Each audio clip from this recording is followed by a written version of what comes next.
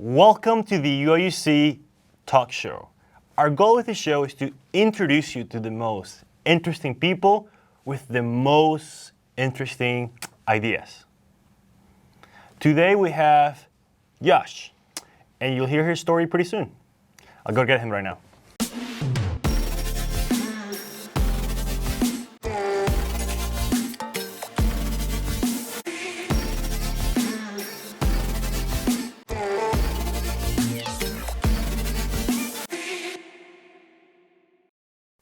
Oh, this is so cool. You like it? Yeah, I think this is amazing. You even got a haircut for it, so I mean. Yeah, especially for the show. Yeah. I thought I'd look presentable.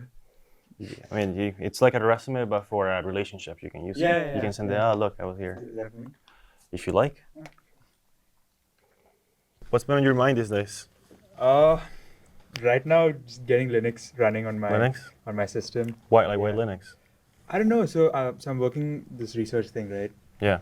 And for a lot of the ROS stuff, they use Linux. They run Linux on all of their machines. So I thought might as well play around with it a bit. Yeah. And just get comfortable because I've been a Windows user like all my life. I still use Windows. Yeah. But I thought might as well get comfortable. I mean, Are we not yet. Oh, not but, yet. or I think we are. But but do Linux pretty cool, especially for like cloud computing. So like if you want to do like a cloud startup, which is pretty easy to do, you can just go to AWS, run up one of these things. You just literally have a startup. Yeah, exactly. So Linux pretty useful. The servers are Linux based, right? Like everything is. They can have whatever you want. Like you can literally just buy the VM that you want. Yeah. So the thing I told you about the writing AI thing. The what? The writing AI. Yeah. So this guy is gonna be joining the team, and he was like, he has a server at his home, and he was like, oh, like what OS do you want? So there's like different like versions, like Ubuntu or whatever the hell. So you like SSH into it? And yeah, pretty much. Oh, yeah, nice. And then that's pretty much how it usually works. Cool. Good stuff. Yeah. So what are you majoring in? Mechanical. I mean, nice. Yeah. Awesome. Good stuff. He's from Ahmedabad. Ahmedabad. Yeah. Yeah. Do you know where this from? I know Ahmedabad. Yeah. Yeah. Of course, yeah. It's from India, yeah. Same country, dude. A big country though. Yeah. So what's your story? My story. How far back? I mean. Well, we have time. Okay. Go as long, as short, whatever you want. Okay. But if you have a long one, we prefer the long one. The long one. Okay. So I'll start all the way where I was born. Mm-hmm. So my mom's from this place called Bangalore, in India, and that's where I was born. Bangalore is like the Silicon Valley of India, so that's where it all started, in the Silicon Valley of India. I grew up in this place called Chennai, place in Tamil Nadu. Great city, has a beach, very nice. I did my schooling over there. Met a bunch of awesome people through high school, and I guess all throughout growing up, I always wanted to be a cricketer at first, a sports person. Very soon I realized probably not cut out for it. But the one constant, I guess, that was there throughout my life is like I was always surrounded by very entrepreneurial like people. My dad, very entrepreneurial. My uncle, my mom's brother, super entrepreneurial as well. And a lot of my conversations with him are about tech and everything around tech. It doesn't have to be just CS related stuff, whether it's health tech, CRISPR, AI, whatever it is that we're talking about. So a lot of those conversations are with him, and a lot of ideas originate out of conversations with my dad and my uncle. That seems to be the case with Indian dads. So I have a group chat with his dad, and that's what we talk about, just tech. Oh, you have a group chat with him? That's very cool. Your man's like, what are you doing, bro? No, I made the group. Oh, you made it? I made the group. Okay. Yeah. So a lot of ideas originate out of conversations with my uncle and my dad. So that's kind of been my life story. I met my co-founder from my first startup. Hold on a second. You're like going I'm going like too fast. all the way to startup. Come on, man. Yeah. You were talking to your dad. You get a lot of cute ideas from there. Yeah, exactly. A lot of ideas, and I think from like a very young age, like so in India, there's always like people on two sides of the fence, right? Like one side is have to complete your education, get an MBA, get a job, like the stereotypical Right. Indian stuff. But off late, I think it's a cultural thing now in India. The other half is like you got to drop out, you got to build the next big thing. Like drop out, like straight Yeah, up. yeah, like start up, drop out. College is a waste of time. Is it actually like picking up? I think so. I think it really is because I think I was telling you this the other day. I think India has reached a point where a lot of people see entrepreneurs as celebrities now. Earlier, it was only movie stars and cricketers, but today I think entrepreneurs are definitely celebrities because I think in India, it's a country where everyone wants to. A lot of people are not in an economically sound place, and their entire life, their entire pursuit is to get to a better place, to uplift their families, right? Earlier it was sports, cricket, cinema, where they saw all the glam, all the money, but today they're seeing entrepreneurs become multi-billionaires out of nothing. So I think they see it as a ticket towards financial freedom, towards economic growth, and they've seen some real people who started from absolutely nothing, like founder of Oyo, Ritesh Agarwal, dropped out in high school, started with nothing, eventually built $1 billion company, raised money from SoftBank.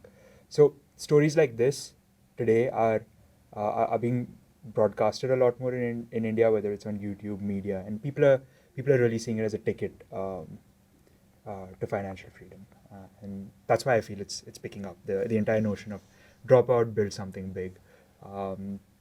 Yeah. So yeah. Anyway, coming back to conversation with my dad. So my dad and my uncle are on the side of the fence that's very inclined to. How do they get there? Because Mhm. I'm assuming your dad's generation was about their ticket was going to IIT. I'm not saying it like necessarily your dad or your uncle, but Yeah. it was that the idea of go to IIT and therefore you'll be, you'll have a good life, whatever Yeah. that means. Yeah. How did they went around it? Yeah. So my dad, he was not an engineer. He studied business, and I guess in a way, after studying business, he did his MBA in the UK. And when he came back to India, there's a lot of, and when he actually started running his own business, he realized there's a lot of problems that he faced. There's a lot of struggles that that his entire undergraduate / master's education did not teach him about, and he basically, in a way, started from nothing when he came back to India. So he had to put in years and years of like constant work to become who he is. And so I guess in a way he figured that college didn't really help him do that, or at least his experience of college didn't help him do that. There was a lot of things outside of college, like building connections, widening his network. Are you a networker? Me? Not a natural one, but Okay. someone who's practiced the art, purely seeing my dad. The art of networking, or Yeah, the art of networking. Cool. Yeah. For some people, it's just like it's just wired in, right? Like I feel you're someone for whom it's wired not. into. So you're calling me a networker? Yeah, I think you're a networker. Yeah. Okay, yeah. cool. But my dad is one. Okay. Very good at networking, and whoever I speak to, they always tell me he's the kind of person that you instantly connects with everyone. So it's definitely an art, and I've seen him achieve things because of his network. So that's where I realized the importance of having a good network. So I mean, everyone has the notion of like an introverted CS kid building the next big thing, but I think that's fundamentally wrong, because an introverted CS kid is great because he's going to put in the hours towards doing work, but there has to be a co-founder who's the networking guy, who's the marketing guy. Yeah, who's I all don't. of that. Yeah, I don't even think the co-founder or anything. Like the main person. Like Yeah. so, I was. Yeah, last week. I mean, you came. Corey came. Corey Levy. Mhm. He's a guy who dropped out also from here. I think I told you too about it. It was this school event. Anyway, so he was saying something that it really stuck with me, and I applied to the last video I published from the talk show. He was like, if you spend 10 hours making the video, you should spend 10 hours distributing and how like figuring out a way to make the video go viral. Yeah. Which is which it goes to say that first-time founders, they focus on product, just getting everything ready and perfect and cute. Yeah. But like second-time founders, those founders who sold their companies and are successful now, they know that distribution is all that matters. Like just getting people into it. Yeah, And 100%. like running a company is not about like being the smartest kid, because the smartest kid works at Facebook or whatever the hell they work at. Like a lot of these people, like they're just really good at bringing people together and just getting the mission. And like I'm sure you did that too to an extent. Like you were coding a little bit for your company. Yeah. You were not doing everything. Because like it's just the coding becomes to a point where like that's not really important, because that's part of the thing that's useful and it's important, but like the main component is like getting people together and talking to investors, talking to the Bollywood people and like whatever, etc. 100%, yeah. Absolutely. So I guess that was a big mistake we made as well, where our entire focus was on getting the product to be perfect, putting the perfect product out there. And our primary learning through the entire experience was that there is no perfect product. It's all about putting it out there, marketing it, getting users on board, getting feedback, iterating, and repeating that process over and over again. And yeah, I guess like in a way I'm a huge believer of like fake it till you make it, because I think in the startup world a lot of it runs. That philosophy really holds. Like, whether it's your MVP, whatever it is, you're always portraying a better picture than things actually are, which is fine. Everyone does that. You have to. For the initial, Theranos, right? Like, were you going to talk about that? Yeah, like so, like Theranos, right? Like people hate on that, like whatever. But like, I think, I don't know, but a lot of startups are like that. Like they were like really fake, but they needed to create this cloud of like hype. Exactly. And that hype hopefully gets you ready to create the thing you actually want to create. Exactly. And Theranos was like the horrible way, but like a lot of things, you need to create a lot of hype that, that's kind of true, not really true, but that actually like hopefully gets you to the edge of being real. Yeah, exactly. So so true. I mean, for anything, you need to like fake it till you make it. Yeah. Fake it till you make it. Yeah. I think. With Elizabeth Holmes, it was more. It got to a point where it was like. Yeah, I'm not saying, but like because she never gave out results, right? It was always. It was not only about results. It was a lot of like. That's like the extreme of like it went wrong. Yeah, exactly. But like they had the money to do some real cool science, and like they could have pulled it off. At some point, they're just too focused on just like faking and like not really doing the thing. Did anything concrete come out of that? Some people went to jail. I think No. In terms of innovation. That's pretty concrete to me. In terms of innovation. No. Yeah. I think it was all fake. I don't know. Like there were a lot of years. Yeah. No, because I would expect like at least something to work. Yeah. I mean, a good acting, like good acting skills. But I believe like from whatever I've read and researched, I think the intention was genuine to like really revolutionize the way blood tests.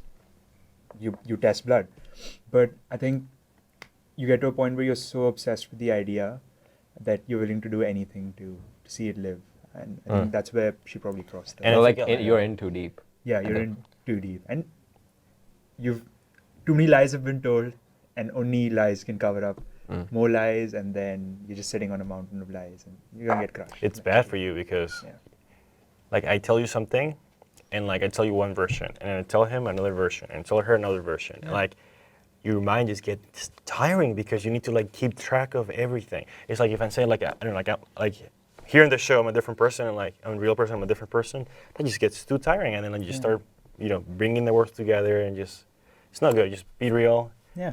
And launch it on the App Store, and it will. Yeah, that's a good one, right? That's a good one. Thank you. I was waiting.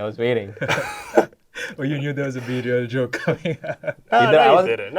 I was gonna say it if you didn't. No, last year actually, about this in October, I was like, I'm gonna do stand-up comedy. Did I tell you about this? I don't think so. No. So I was like, okay, whatever. I've never done a stand-up comedy. I think it's cool. Why not? So I signed up for this talent show, and I literally told myself, okay, no preparation whatsoever. Just get up there and just try to be funny. And I thought only if like 5 people would come. It's a talent show. Who goes to talent shows? Yeah. Stupid, right? 300 people were there at following year. It's like, oh man. I get there like packed. Oh my goodness. So I get up there and just start talking. You know, my jokes were a little out there, so people didn't know whether to laugh or not. Okay. But they wanted to, they couldn't. Okay. Or at least that's what I like to think of to myself. Yeah. But surprisingly, I talked for like 10 minutes, and you know, it was a good experience. You felt good after that? You know, I think it's a bad thing. So like, like in high school, right? Like the reason why I got into like public speaking and just doing crazy things is because like my debate, because like my geography teacher freshman year of high school, everyone knew like I'm going to learn English no matter what, and I'm going to be taking AP classes next year. Okay. And I would tell people that, and like people, you know, some people were like, oh yeah, you're stupid. Other people were like, okay, I'll help you, whatever. Right. And it's been like, hey, you should go to the debate team. Okay, I'll go. I got horrible, man. It was horrible. I showed up there. People were laughing at me. I didn't know what to say. I only knew like 3 words. Mm-hmm. I got up there for 2 minutes. I said the same word over and over. It was literally like a broken record, just over and over and over again, and whatever. It was horrible. I kept going, you know. Sometimes I got the enough courage to talk. Other times I just wasted my time. But like from there, like now I even crave those experiences of like kind of not getting embarrassed, but like being on edge. Yeah. Being put on the vulnerable. spot. Yeah. No, I think you'd rather have people underestimate you than overestimate you, because it takes a lot of burden off of you, and you have nothing to lose then, right? So it's good to be embarrassed. It's good to get laughed at, because after a point you're like, wait, what's the language restriction? It's like Language restriction. Like he's saying, there's no pressure then if people expect you to. Oh no, I'm like PG what, like PG-13. We have language. Oh what? So we have PG. PG doesn't fucking matter. Oh, it doesn't fucking Yeah. matter. Okay, yeah. So you reach a point where you're like, fuck it, right? Like you've been laughed at enough. Like you have nothing to lose. And I which think is like where you want to get, because a lot of people are it's like the they best place to care, be. Yeah. but like at some point like you've been called stupid too many times, you just don't care. Yeah. And like, okay, so what? I'm stupid. Like that's what you think. Yeah. And like whatever.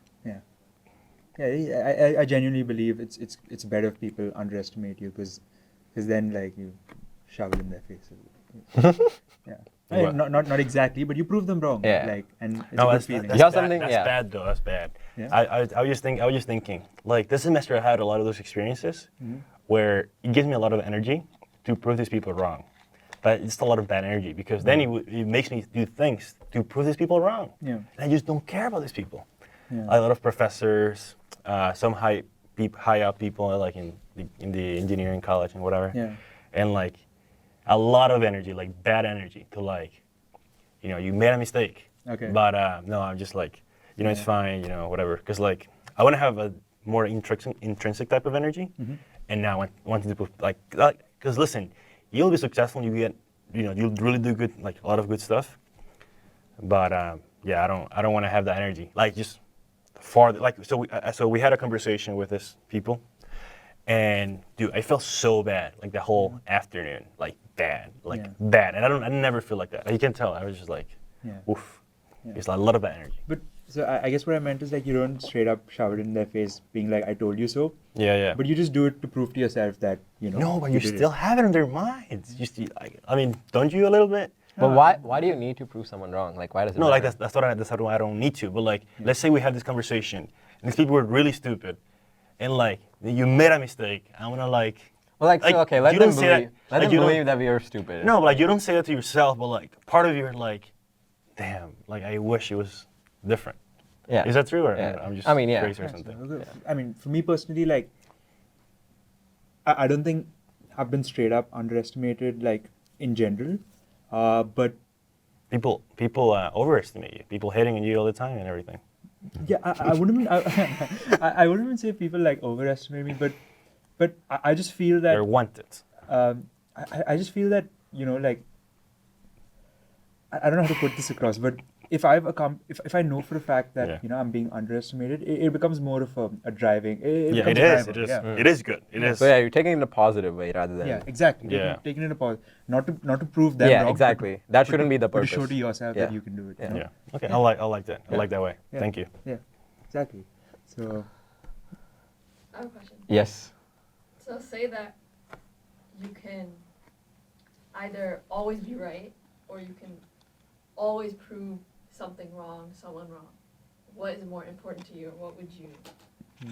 Okay. What would you, if you had to choose, which ability would you have? Repeat it so people can listen. Do you want to join?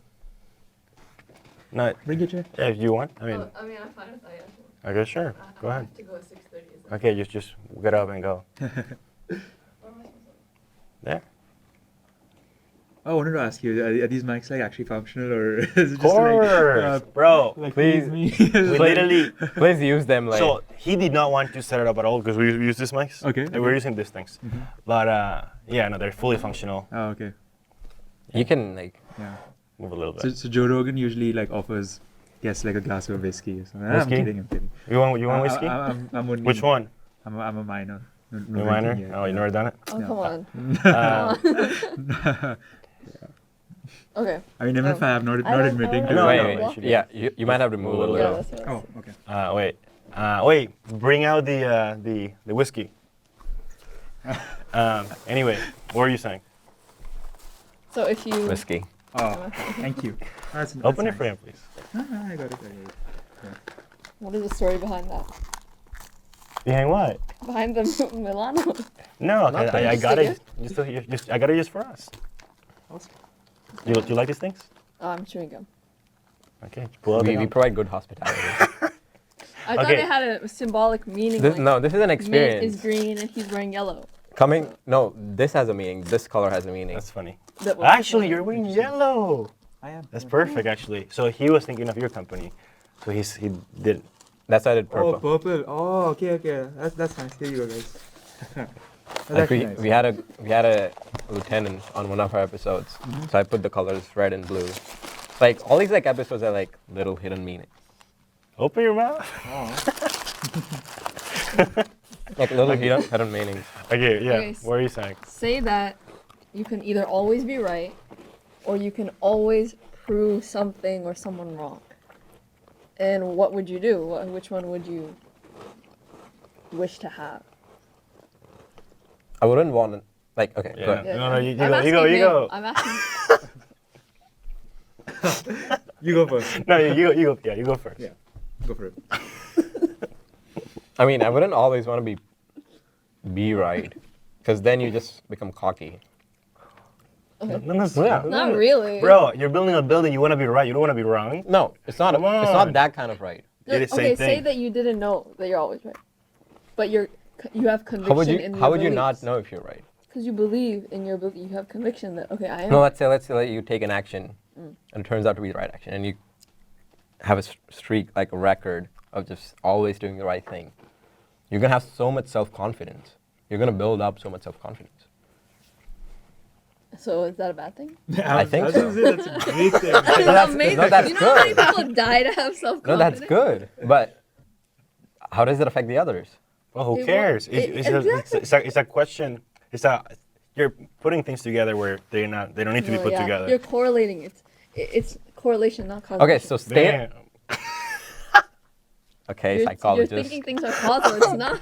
But I'm saying Related. state of mind would be ideal, right? You would want to be in that state of mind. Yes. I guess it depends on the kind of person you are. Are you a people pleaser, or are you someone who just wants to be fucking right? I'd say in the middle. Fair enough. Oh, but is there a middle though? That's the thing. I don't think there's a middle. I don't think there's just like 1 or 0. No, but like I think there's It's a not, gradient. There's definitely not 0.5. It's more like it's like this. You're in the middle. You're neither. You're like Yeah. nothing. Where are you coming up with these graphs? It's like a parabola, like a inverse parabola. How do you So know? I wait, guess wait, not, so normal what are the parabola. axes? No, just like a parabola, right? So like extremes, and like here. Yeah. I don't think they can be like, oh, like in the middle. Like sometimes I please people, sometimes I don't. Like I don't think that's necessarily true. Like there's a place and time for everything. okay. No, I think if you people please, you'll inadvertently be pleasing people. Yeah. Like the actions that you Oh, do yeah. will just be innate to you that, okay, I'll do something to help someone or make someone happy without even thinking about Yeah. that's what I'm doing. becomes A habit or something. So a habit or cycle. Yeah. I guess I'd definitely choose to be right 100% of the times and not prove people wrong 100% of the Yeah. times. There's a very small difference, but I guess one is just, again, coming back to the same thing, one is just shoving it in someone's face that they're wrong. The other is just wanting to be right because it's important to be right. Yeah. And you're right, like, if I was building a building, I'd rather be 100% right than, You don't want to be in the middle? No. I'd 100% choose to be right 100% of the times because Okay. what a superpower to have. Like, yeah. But I think it also takes away from, I don't know, like, there are like different personalities, right? Like, you can be right all the time and still be humble, Yeah. or you can be like right all the time and just have it as an ego booster for Yeah. you. Well, I think that assumes that you know you're going to be right. I don't think you know. I think we know. No, like assuming, okay, we know, but we don't know. Like, I guess it's like a weird Yeah. Wait, do we know? superposition. Because you came Yeah, up with you're the question. choosing. So. You're choosing. No, but we like, know. it's like, okay, I know I'm going to be right, but I don't know for sure. Like, but in reality, you're always right. Like, Oh yeah, that's what I'm talking like about. that's even Like better. I'm talking about in your just regular day-to-day disposition, what you go about, you Yeah. end up being right, or you end up proving everything right. I mean, yeah, definitely that. Definitely what? Being right 100% of the time rather than Yeah. proving someone wrong. No, it's boring because we all agree. Anyway, Yeah. let's go back. So uncle, and then Oh, yeah. So I guess that was my dad's side of the story that I shared. Just to recap. how about your mom? Like, what is she thinking? What is she doing? Is she part of the other system or the other? Oh, so my mom's my mom, she's definitely part of the side that, so. She's not going to listen to this thing. I'll tell you Yeah, that much. It's a lot. It's going to be long. She's not going to listen to it. Yeah. So even when I was doing Diginur and stuff like that, my parents were like 100% supportive, including my mom. But my mom always told me that irrespective of how big this becomes, Yeah. whether you become the next Zuckerberg or whatever, or you end up not becoming the next Zuckerberg, I want you to get at least your undergraduate degree, just to, I guess the reason was to be in a secure place in life, in case stock comes crashing all down, and I need to have some backup. So she was a believer. She would always tell me, like, at least get your undergraduate degree. It doesn't have to be now. It can be 10 years later, 20 years later, but we just do that. But I guess again it has to do with the fact that my father, her husband, very entrepreneurial.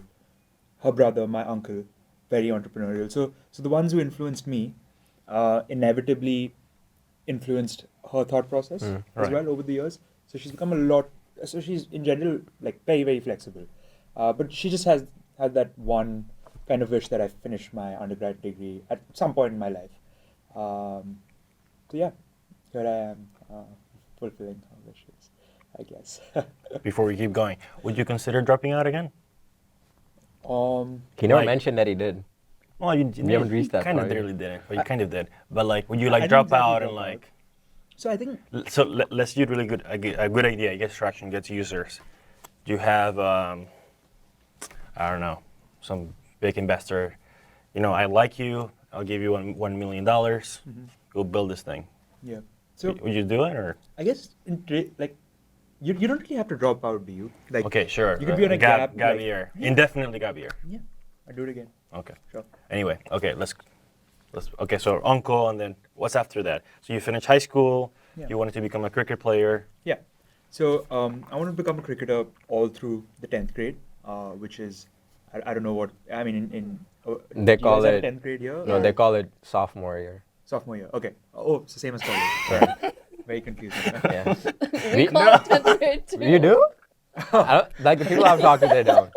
Oh, you call it 10th grade too? Yeah, 10th grade, 11th grade, 12. Okay. Okay, it's the same thing as everyone. Well, people It's only the say same thing. junior, senior. Okay, because it's like a Freshman. It's like It's a. like a differentiating factor. between American and non-American. In America, yeah. That's what he's asking. Can you pass the cookies? I think he needs one right now. He's just- He needs some it. yeah, no. Oh my Get him god. some food. A little. Okay, continue, please. He's on edge right now. Yeah. So, thank you so much. So, I guess it was, yeah. So all the way up to the 10th grade, that was the dream.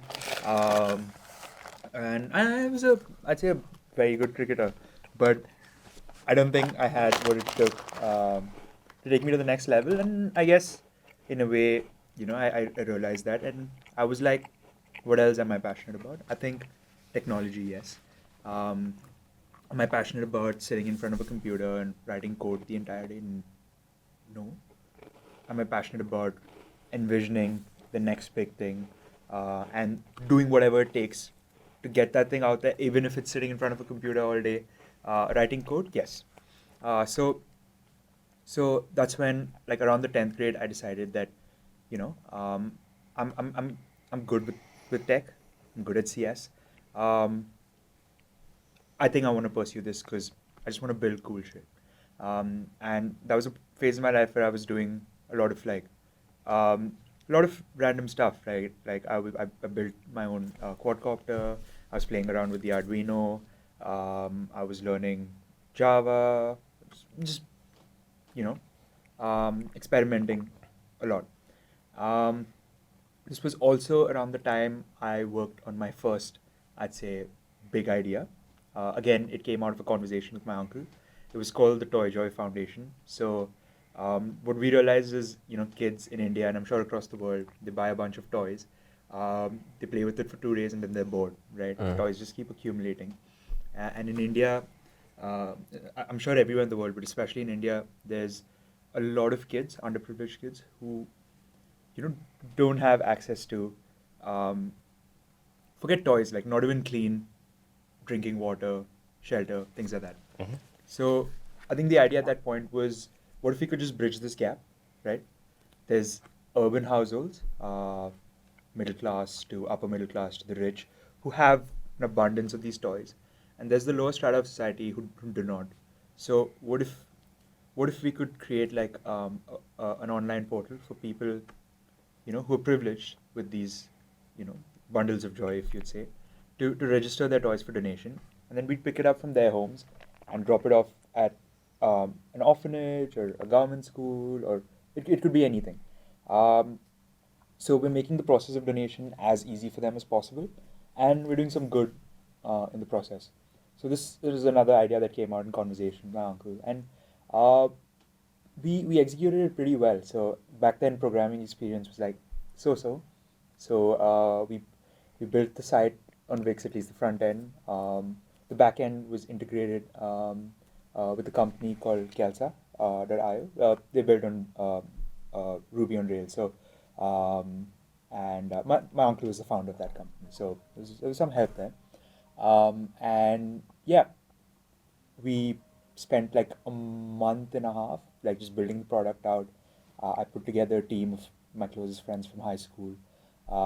And we launched the product. We partnered with a bunch of organizations that took care of underprivileged children. And what I guess I was most proud of was the fact that we partnered with Dunzo. So Dunzo is this huge logistics startup in India. They do grocery delivery, again, all appified. They do hyperlocal delivery from point A to point B, and they're a Google-funded startup. So we were able to partner with them, so their riders in their downtime would pick up the toys and drop it off. And it was great. We ended up working with Nokia as well. They had tech parks all across Chennai and different cities. And yeah, the tech parks, we'd keep like huge bins for their employees to come and drop toys off and then collect them and then we'd donate them. So I think that was the first taste of using tech to solve a problem. And that's when I was like, this is something I want to do. So this ran all the way from the 10th grade to almost the end of 12th grade.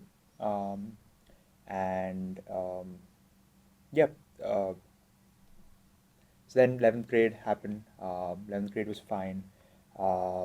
school stuff as usual, but apart from that, did a lot of competitive programming with my co-founder from the next startup, which I'm sure we'll talk about. Traveled all across India quite a bit, and we took part in a few competitions. That's where I guess found a love for using programming to solve tricky problems. Using algorithms to come up, developing algorithms to come up with a solution to a problem. And I think that helped a lot. Helped with logical reasoning, things like that.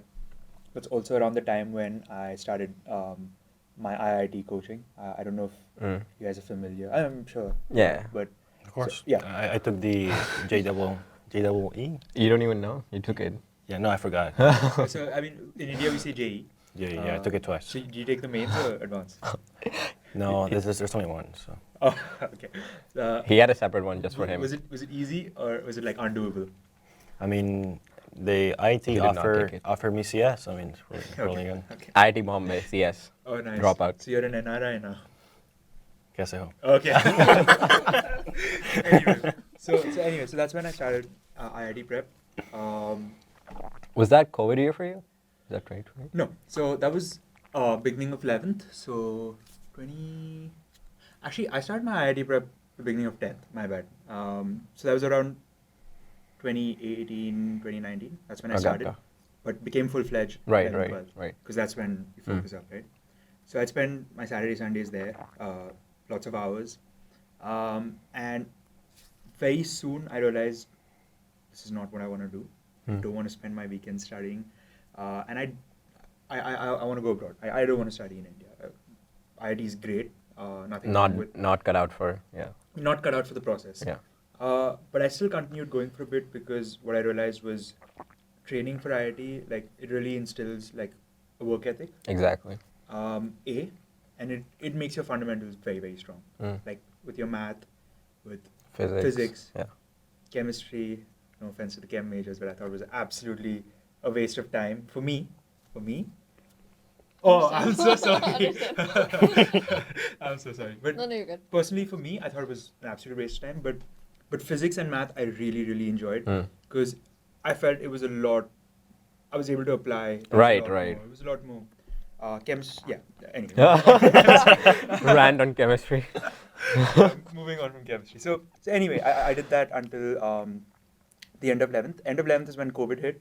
Things moved online, and I was like, I'm gonna call quits on an IIT and all of that. I think I've got whatever I had to from it, and that's when I started focusing up on applying online. Not on applying online, applying abroad.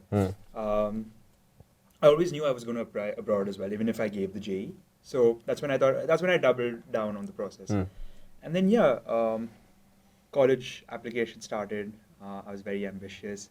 That was also around the time when I worked on a study with a professor who goes by the name Dr. Mark Mattson.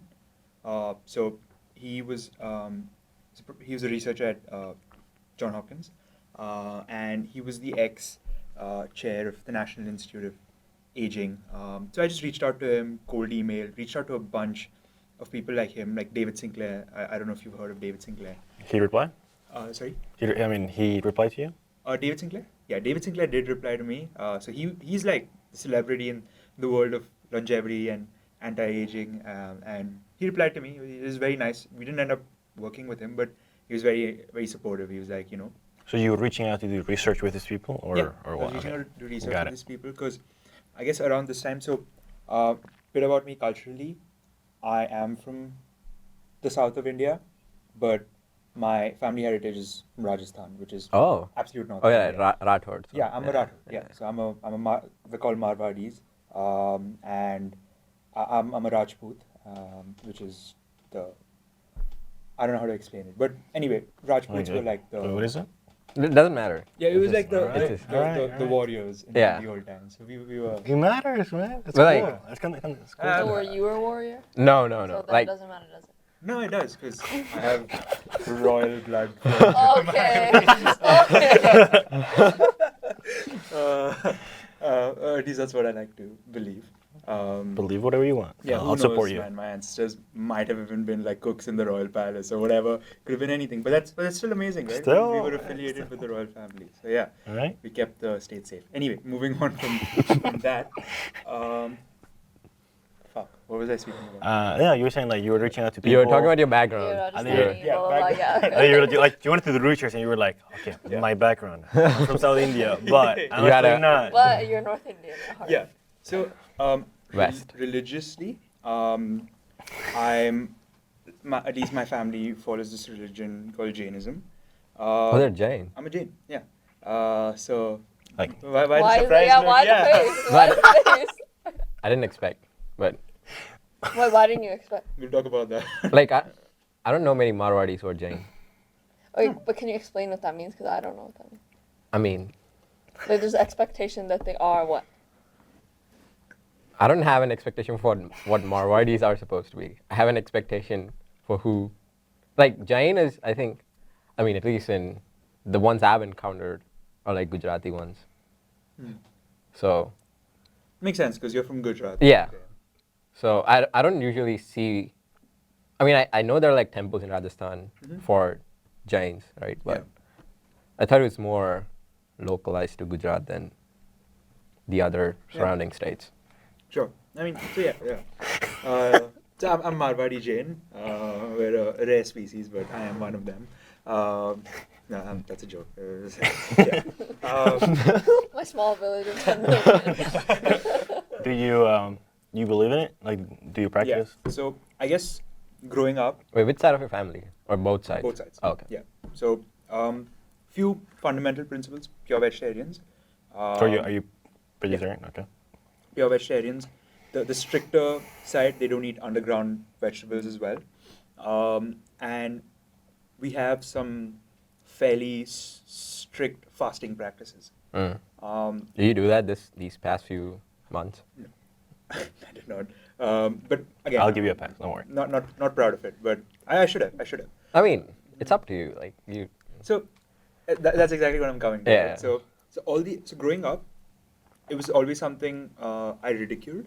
Like I'm like, why should I fast? Like, Right. oh, in the name of religion. Like, why should I not eat underground vegetables? Or is it just in the name of religion, right? And the sad thing was, no one in the community could give me A good answer. A good answer, right? Yeah. Because most people I asked, they were like, oh, it's for God. It's in the name of Yeah, religion. like it's written. Like you just gotta follow it. Yeah, exactly, right? So which is why I kind of became averse to following all of those things. Mm. But it was around this time, basically the end of 11th grade when COVID just began. I was speaking to my uncle, as And it- usual. We need to get the uncle on the show. Can't. No. Or trust me, if you do, No. I think that'd be your best shot. Well, tell him to come pick you up for Thanksgiving. But we should make a WhatsApp group with him too. 100%. Yeah, Yeah. I did that with a bunch of my other friends, and Okay, he's yeah. always sharing like cool articles. Let's do it. things Let's like do it. Perfect. that. Yeah, And 100%. We'll make a mega group. Yeah. Yeah. And yeah. then his dad is Biren Patel. We can add him too. Yeah, awesome. So again, I was speaking to my. Do you want to be part of the group chat? Sure, I'm down. Thank you. So I was speaking to my uncle, and then we were just. It was fasting season was approaching, and we were just talking. Me in general, I guess I was ridiculing it, and he pointed me to certain things that made me think. He told me that he'd been reading a lot of these studies, a lot of these papers that actually correlate good dietary and fasting practices to increase longevity, certain anti-aging benefits. It kicks in certain physiological processes in your body that really work to slow down that biological clock. And that's where we started debating that, these a lot of these religions, whether it's Jainism, whether it's Islam with the I'm not sure of the exact practice, but there is a Ramadan, yeah. right? There's a fasting period. Could there be something that we're not understanding that maybe, Yeah. the founders of these religions, is that the right word? I don't know. something they knew that we don't, right? So that's when I started looking into this a lot more as well. And I found researchers like David Sinclair, Mark Mattson, who had achieved some really, really phenomenal things. Obviously, a lot of these experiments were on mice, things like that. But I started listening to his podcast a lot more. And it was a lot of practical things that you could do in your day-to-day life to essentially slow down aging in your body. So the million-dollar question was, Jains, before their fasting period begins versus after their fasting period ends, are there significant improvements in these bodily parameters, right? It could be, there were several, your good cholesterol, bad cholesterol, glycated hemoglobin, CBCs, so many parameters, right? So that was the million-dollar question, and that's when I started cold emailing all of these researchers. And to my luck, David Sinclair and Dr. Mark Mattson replied. David Sinclair he was just busy at the time. There was a lot of encouraging words though. But with Mark Mattson, he had, I think, just kind of retired from his position, and he was a lot more open to mentoring the next generation of researchers, I suppose. So we got together, we planned out the entire study, we planned out all the parameters that we'd collect, and it was actually fairly successful in the sense that we managed to raise money from the Jain community to kind of fund the study. How much? So it was around like 10 lakh rupees, which is blood tests and things like that in India are very cheap compared to the US. So and we were able to do these blood tests for about close to 50 to 500 people. Oh wow! This was bang at the beginning of the pandemic when lockdowns had began. So we partnered with like a huge diagnostic company in India that does blood collection at home, to go to all of these homes, collect their blood, process all of it, produce the data. Obviously, there was a lot of concern in terms of sharing private data. They were willing to do so.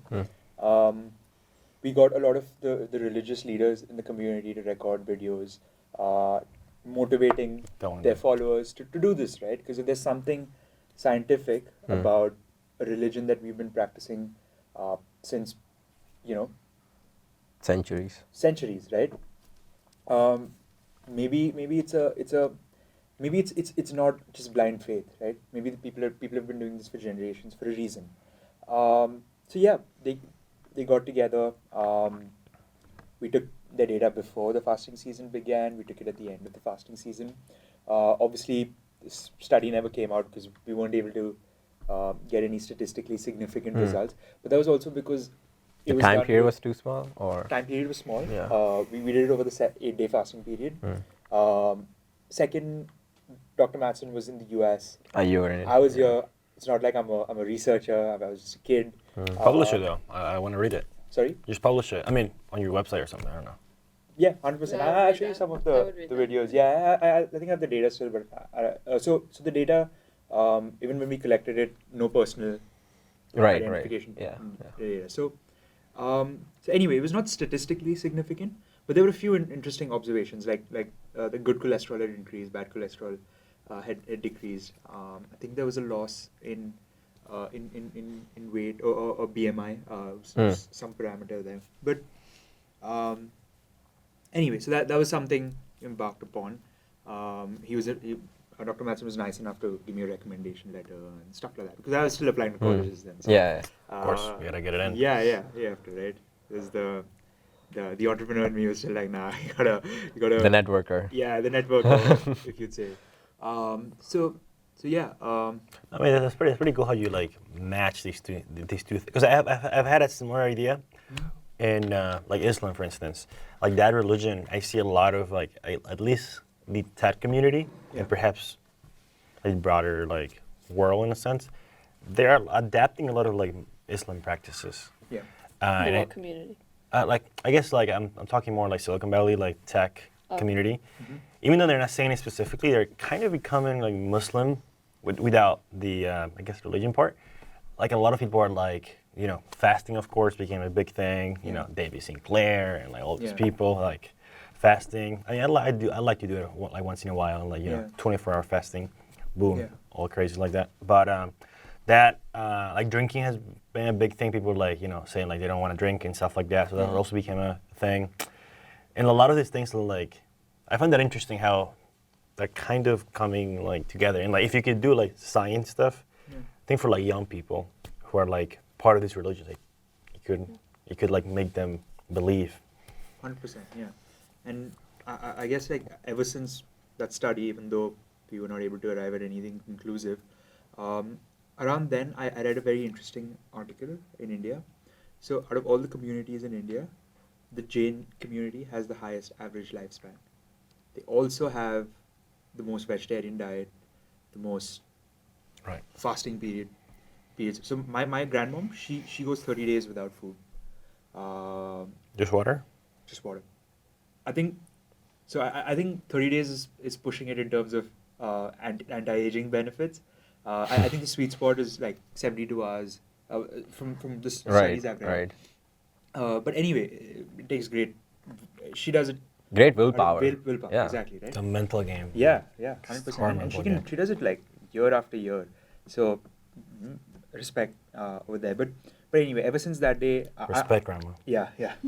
I can't do 30 days. I can't do 30 days, obviously. But I've started to do 2 meals in a day, and I have a huge fasting window. So my eating window is about 7 hours, and my fasting window is 17 hours. So lunch and dinner are my only Pretty meals. hot. It's crazy. Yeah. And during Ramadan, when I was in school fasting, I thought for some reason that month I had the most focus throughout the day. Like I would study like 9 hours a It's true, day. it's true. No hunger, no tiredness, no fatigue. Yeah. And I didn't understand like what's going on. The metabolism is happening, but Yeah. it was crazy to me. And that's kind of my first time being in school and doing it. And now I know like if I need to get down to business, you just fast. Yeah. And then you do all that fun stuff. Because like when you eating, you invariably feel sleepy. Like, yeah. like every Tired. time It's after normal, lunch, right? I Your feel brain sleepy. yeah, needs- it's normal, right? But like back when I was a college engineer, if I needed to do a lot of like PC work, I would just do that. Like Yeah. just go without eating like a whole day. Yeah. That's crazy. Go in the library, just Yeah.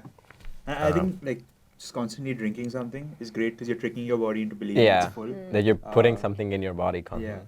Yeah. Exactly. So What's your recommended liquid that you like to put in? Water. Okay. or coffee, but no sugar. Okay. Yeah. Sugar is another thing that's very bad. I shouldn't be propagating.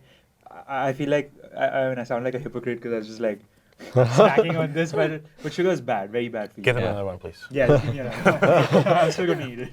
But sugar is very bad for you in general. Because that no nutritional value. It's not about. I mean, you nutritional need value is one sugar thing. though. Your body needs sugar. Yeah. Yeah, It but breaks down sugar, your body but- invariably gets its sugar requirements already because you're eating fruit. You're having wheat, which is Yeah, it's you get broken down into. to give sugar, right? And there's a lot of interesting things that came out of like just reading more and more about it. Red meat is absolutely terrible for longevity. Lean meat is supposedly fine, but red meat is not because there's a lot of these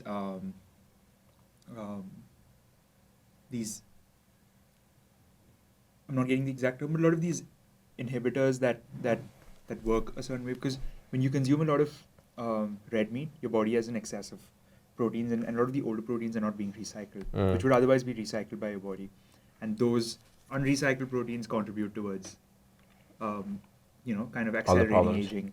How about Chick-fil-A chicken? Is that count or not? Ooh, I mean, I'm no expert. Take a guess. But chicken's lean meat, right? Have you heard of Chick-fil-A? Yeah, I've heard of Chick-fil-A. Yeah, it's Yeah, like a- very popular. it's like a- Is Chick-fil-A here? Yeah, in Champaign. Like a fancy. Have you been there? No, I don't eat Yeah, I know. meat but- outside. Yeah, but- I don't know. So what do you ask? because if you go, I'm Okay, just so wondering. secretly Wait, she are you goes. vegetarian as well? It's a complicated Okay. situation. Yeah, I just Okay. eat specific meat, Okay. but I'm a big fish person. Selective. Yeah, But yeah, no. Chick-fil-A is like the cool kids. They go there. and shit. Yeah, but it's very popular, right? Like I've seen people like. It's just, I mean, the cool kids. Yeah, I'm telling you, it's like hype. You know, the So cool you- kids go there or whatever. you go there? Chick-fil-A sponsors me, so I have to go. But Brand ambassador. I haven't seen the links. In no, the it's more like internal, like more internal. So I have a. They sponsor your It's more. house? It's more Yeah. personal. You get the salad and feel good No, he about said it. the cool kids go there. He wears Chick-fil-A socks. Show me. I like that you doubted. Like this all came from that one doubt that you had, right? Yeah, yeah, Yeah, I think that's important to doubt things because if we blindly follow, yeah, exactly. like you said, those people didn't have answers for you. Now you have an answer. You can go educate. Yeah, And- I don't think I have the answer yet, but at Mm. least I have a hypothesis, right? Like, Yeah. and that's enough to get me to fast. Like if you have some concrete reason or some evidence that you can firmly believe in Yeah. to follow something, then that's all that you were looking for. Yeah, and I think ever since then I've become a lot more religious, in the sense that you won't find me in a temple every other day. That's a different. That's a different side to it. Yeah. As well. But a lot of the practices, like not eating underground roots and vegetables for a period of 7 days, because it's a thing in our religion. I don't straight up reject it anymore, and also because I guess it's important to my mother and my grandmother, so I end up following it, and yeah, no shame in. I think it's pretty great that at least culturally, Yeah. even if there's no scientific benefit to it, at least culturally, you're kind of I mean, the thing is the same thing. Like we were talking earlier, like you need to have the belief in order to like make you. exactly. And I think even if it's not true, but if you believe it's true, it's like it's good because like that actually just makes you, like jump to the other side, whatever side it is. So like just being a better person or like being healthier. Yeah. Even though, is it true? I don't know. Yeah, who knows? We cannot prove it. And I think that's a bad question anyway. Yeah. We see a lot of like I guess younger like our age, Yeah. they don't believe in anything, and you go and you see how like they try so much to do things, and they just whatever they try, they could have $1 billion startups. You could have like whatever they need to have, and they still there's something they're missing. Yeah. We had someone here, and he said like a lot of people are missing something, and they're missing a God-shaped heart or something like that. Their heart is missing something, and it's like a God-shaped thing in their heart. Wait. So imagine a heart. Okay. Imagine the shape of God. I don't Okay. know if that could be a thing, but that part is missing. Whatever. He said it better. I forgot. But Interesting. I Like- think. Yeah, go ahead. Yeah. go ahead. No. Go ahead. Yeah. So like, I had the opposite. My trajectory was opposite to yours. Okay. Because I started off very religious, right? Okay. Like I would just like follow everything that my family would do, and then I started doubting it, and then I was in the same position you were in. Like why are we doing the things that we're told to do? Like, Yeah. why is no one questioning this? And the only answer I got was, okay, you're just supposed to do it. I was like, that wasn't very convincing for me. So like, my trajectory like in belief like went down. But what I've come to realize is that people just look at religion very wrong. Like people, if you just pick someone from the street and just ask, okay, what does religion mean to you? They might say, okay, going to church, or like going to a temple Yeah. or something, right? But it's not about the actions or the practices that come with it. It's more about what it teaches you. So I feel like religion is more of a way of life. It's more like a guidebook than just a set of rules that you're just supposed to follow blindly. Like there's some element of truth, there can be some element of truth in them, and that's up to you on how you interpret it and apply it to your life. my brother. Don't the yeah. actions and the rituals, whatever, doesn't that teach you something? Right. Why would you why would you say there's a difference between what it teaches you versus what actions, what beliefs, rituals are there? So you're saying like what a religion preaches versus how you, like what's your question? So I'm saying, so you just said that religion matters not on the actions that it makes you do or the cultural, religious traditions. It matters what it teaches you. But why are you saying that those things are not related? Or they're The not actions gonna are a work with each other? byproduct, right? Because what you believe in is what you're going to end up doing.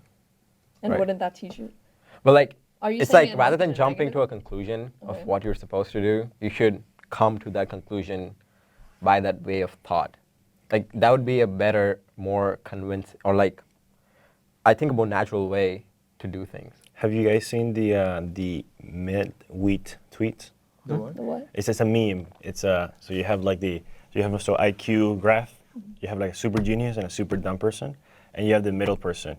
Have you guys seen it? No, I haven't seen So it's actually whatever. I'll explain it. So it's a graph. It's a bell curve. Okay. Okay. On one end is like a really like low IQ person, like, and then the other end like a really smart person, like super high IQ, like Einstein level, and in the middle is like this, mid-wit, which is like the normal, Mid-wit, okay. the normal thing. And usually, the meme is about like how these two ends they end up being the same thing. So what he's saying is that like, oh, you should not follow, like you should come at yourself. While people who believe in whatever way they believe, they end up believing. And people who like don't question anything, they just believe, which it could be considered the low IQ people. Yeah. They still like they're the same thing as a genius Yeah. who believes or whatever. While the person in the middle is trying to like prove something and like, no, I'm gonna do physics to like write the equations and like talking to that idea. Like even though like the person who like didn't question anything but they still believe because whatever. Like, you still get the same outcome. I guess in a way I get what you're saying. Yeah. What you're saying. Do you? No, kidding. Yeah. No, I do. But also like philosophy with like, do you believe in, like a lot of people ask you, do you believe in God, right? I think like, I don't have an answer to whether God as we perceive it Yeah, as we perceive it exists or exists not. But if I look at it from the most pragmatic point of view, I'd rather be a believer than a misbeliever. Because in the event he exists, I Pascal's don't want to be wager, one of the misbelievers, Pascal's wager. Yeah. Yeah. It's a thing? Yeah, Oh, so it's like a term, Blaise okay. Pascal from the 1600s, he has this thing of like, if God exists, you would rather believe because if it, like assume God didn't exist. Yeah. Okay, great. If you believe, you don't believe the same thing because nothing will happen. Yeah. But if you believe, but if God exists and if you don't believe, like there's a chance you go to heaven or whatever you believe. Yeah. But if you don't believe and there's a God, Yeah. well, you're gonna go Yeah. the bad route. But I have one question. Yeah. Why do you think would God like care if you believe in him or not? Like why? Like, imagine someone with so much power or like so much at their hands who we are claiming to create life, right? I Why- don't think they would see themselves as having power. Oh, or like just the ability. Let's not say power. The ability to create life. Why do you think that person, or we don't even know if that's a person or whatever that entity is, why would they care if you care or believe in them or not? They're like, just think about it. Like if you have the ability to create life and do much greater things, why would you care if what you create believes in you or not? That's the thing, right? Like, I mean, I don't know how to say this without sounding like wrong, but I think in a way absolute power corrupts absolutely, right? Like, so why do you think God is that perfect person who does not care whether you're a believer or a misbeliever, right? Because even if we're his creation, like even when we create out a game, right? A lot of the characters in the game do have the same human flaws, right? So if we're God's game, a lot of the flaws that are in us are maybe a translation of the world up there. So maybe it's not all that pure up there. And Yeah, exactly. Like that's another thing, right? Who said like God has good intentions? Like that's another thing that people say. Oh my God. No, people say that. Okay. no, Like how do you know? How do you know if what you believe in? You're gonna offend a lot of people. What? no, so No, I'm sure. I'm not saying that's what I believe in. I'm sure. I'm Well, sure you God said. has good intentions. Yeah. Like you and I do, right? But I'm just saying that maybe it's not 100% good because I think like The flaws exist in both exactly, realms. and it's like if you're absolutely powerful, you cannot be absolutely good. If you're absolutely good, you're not absolutely powerful. Yeah, I mean, I don't know. What do you think? I think people look for that supernatural power to leave things to that they cannot control. Right. So that's why they think of it as someone who's all-knowing, all-powerful, Yeah. and maybe that's what is God, but also at the same time, we say God, you say God, I don't know, whatever the religion is it not the same person, or is it not the same being? It's referring to the same entity. Yes. No, I don't But- think it's true. No, But, yeah. I agree, because say like the Abrahamic faith, that's the same God, monotheistic. But say it's Hinduism, I'm not sure about. I think Jainism is like a It's sub- an Yeah. offset of it's an Hinduism, offset of yeah. Hindu. That's like multiple deities. So in that case, your God would Definition, be different than yeah. mine. Yeah. Or I mean, whatever that's you where all the conflict comes from, right? Yeah. It's this differences in. No. But I also don't think that's the conflict is It's that people try to push it on Exactly, other people. right. It's not like, oh, I don't like that you're believing in 3 gods. because your You have definition. idol. Yeah. Oh, I don't like that. If you're pushing it on me, yeah, I'll get upset. Mm-hmm. Yeah. Vice I mean, I versa. don't know. I think there's the argument. There's the argument of like, okay, like whatever you believe doesn't matter because it's the same entity or whatever the hell you want to call it, and therefore you'll be fine whatever you believe in. But actually, I don't think that's true at all. And because each religion, they have different outcomes, different ways to do things, and each one of them, they have different like outcomes of how people behave, and that does has an impact. Like it's not like saying, okay, whatever you believe, like just be like, no, because they have that does have an impact, and that's why there was this guy from this university, and René Girard, and he did a lot of things with like mimetic theory, but a lot of things that he did was interesting was that he saw, for instance, Christianity as the entity that created the scapegoat mechanism, which was a way because, you know, like humanity and people, they have violence in itself, and they needed to have a lot of religions, they needed to like do sacrifices and things as a way to take the violence that they naturally have and just, you know, take it away. It's like basically like a pressure valve. You open it so the pressure goes in, like the thing just doesn't blow up.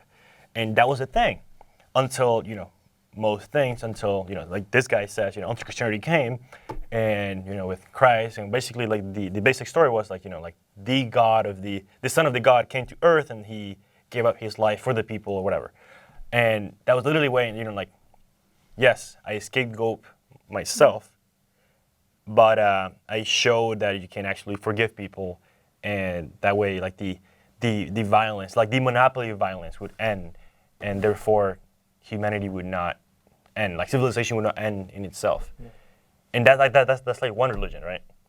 And that's why the whole argument, like the same entity thing, is like flawed because they have different. But isn't things. that because they've been changed? Like, for example, Well, I don't know if they changed or not, Christianity but was changed. You know, they rewrote the scripture in New Testament, Old Testament. There are differences there, so. Like think about it, I like think so. passing it down over so many years, the story has to change. Like it definitely has evolved than what it started off with. Orthodox, Yeah. Protestant. People put in their own little versions in the story, and like the story just keeps evolving as it comes down. Like 100 years down the line, 200 years down the line, it's going to be very different in some ways than what we. Are you gonna start a religion practice? Are you gonna start a religion? My own religion? Yeah. Wait, I have a question for you. So if you were, say you grew up and it wasn't like forced on you, would you still be Hindu? Okay, I wouldn't say it was forced on me. I would Like say you were just, would you say you were just indoctrinated because you were told to do this, do that? I would and say you it was never- just a byproduct, right, of being born in a family that practices that religion. Like the reason why he follows Jainism and not Christianity is because he grew up with that. Yeah. But right? who's not to say that he didn't explore Christianity or learn about? Well, did you? No, No. I think Yeah. I grew up in that Yeah. situation. And Yeah. then Like I don't So think that's you have a something- natural bias, right? Okay. Yeah. So it's hard to get rid of that bias. Like Yeah. if he was with like the blank mindset, like okay, I'm just purely gonna explore every single religion Yeah. and see what feels right to me.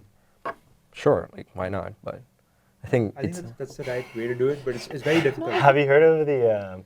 So 6,000 puppies were found in DC a couple months ago. no.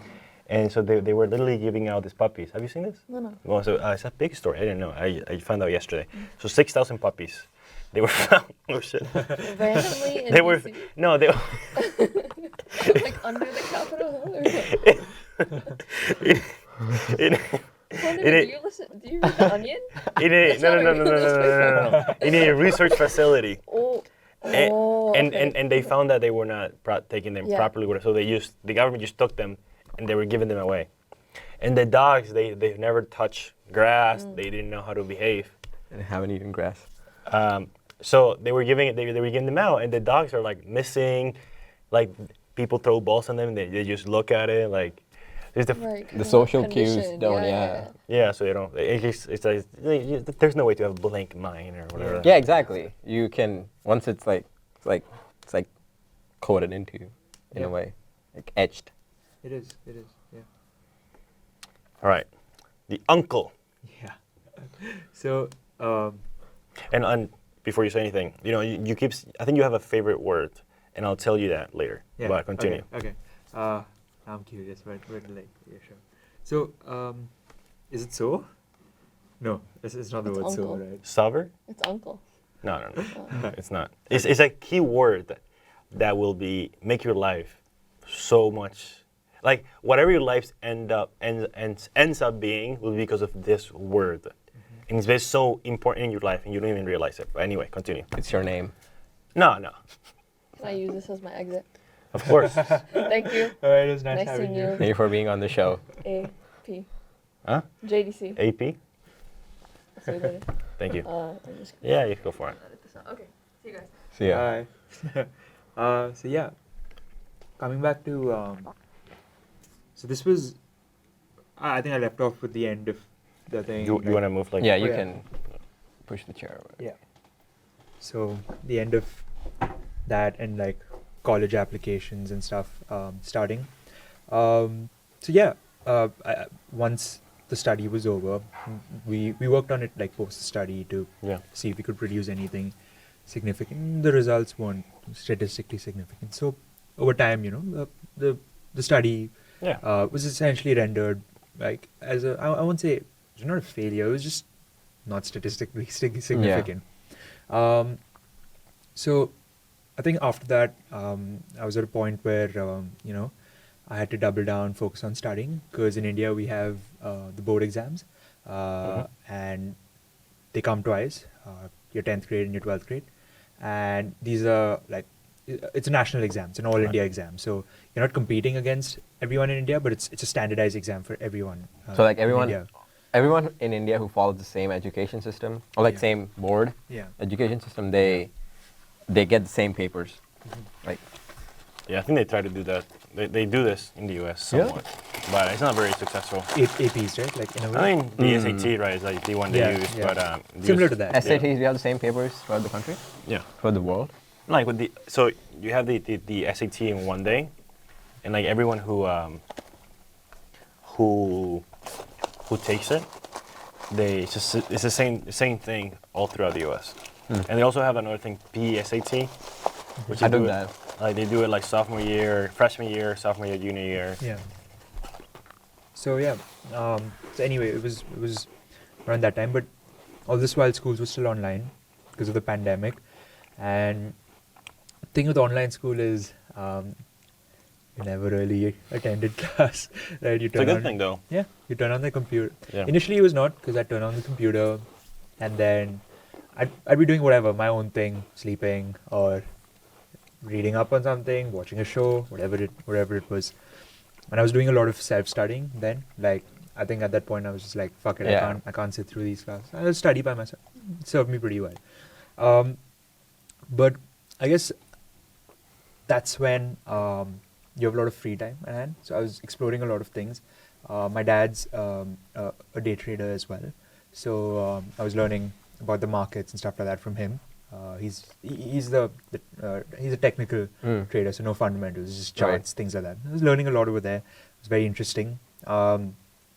And around that time, I won't say I discovered crypto, but I started looking at the crypto market with the same rules that my dad taught me, same investment strategies.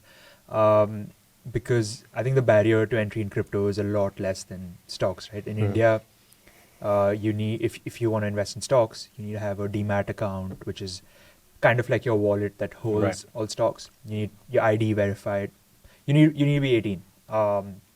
So anyway, so that's when I started looking at the financial market / crypto, and one fine day, NFTs became Global phenomenon. Yeah, like I think a little too much of a global Yeah. phenomenon, right? And then I had read about it. There were some cats, CryptoKitties. I don't know if you. Yeah, of course. heard of- Yeah. They were being sold for a lot of money, right? And then that's when Metakovan, who's also from the same city I live in, he bought an NFT Wait, for who can it? Metakovan. So Metakovan is his pseudonym. His Got it. actual name is Vignesh Sundaresan or something. Got it, like got that. But he bought an NFT for $69 million. And that's when, the world kind of woke up to it and it was like, I mean, if someone's paying $69 fucking million for it, there has to be some merit in it, right? And initially, a lot of people were scratching their heads because they could not see the value in someone paying $69 million for a piece Right. of digital Virtual art, yeah. right? The question everyone asks, oh, why can't I just download that? Why can't I just do this? That's a question I asked as well, like, why can't I just download that? Why can't I just do this? Yeah. And I brushed it aside, It's just one of those things you read, one of those crazy things that's Yeah. happening in the world that you just read about, forget about it. Yeah, fun fact, I created the first CS225 NFT. It's an OpenSea, Nice. if you want to buy it. So, what is it on OpenSea? Yeah. Nice. I would just, one of the MPs, you need to create a mosaic. And Okay. I created it with the professor's face. Oh yeah, the pixel art. They're saying, oh, very cool. And so I used the professor's face, and I put it on the OpenSea. No one has bought it yet, so if you're interested. How expensive is it? I don't know. I don't remember. I'll place a bid, sure. But yeah, coming back to the story. Yeah.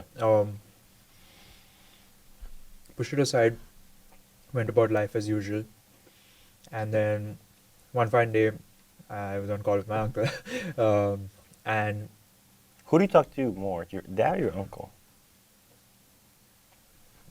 I'd say quite equally, yeah. Okay. Both, yeah. Because I think the moment I became more of an adult, around 17, started to have a lot of things in common with both my dad and my uncle. Wow. So a lot of the tech conversations Mm. are with my uncle. A lot of life advice as well is with my uncle. With my dad,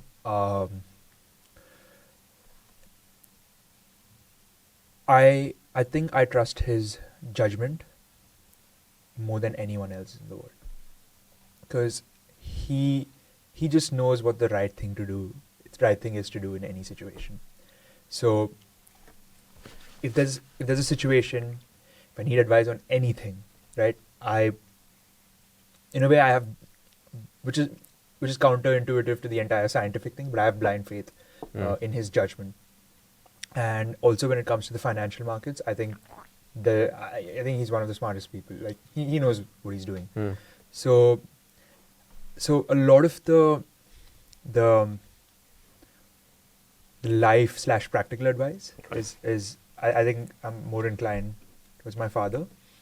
A lot of tech conversations, the next big idea, and just cool philosophical conversations. That's for my uncle. Your uncle.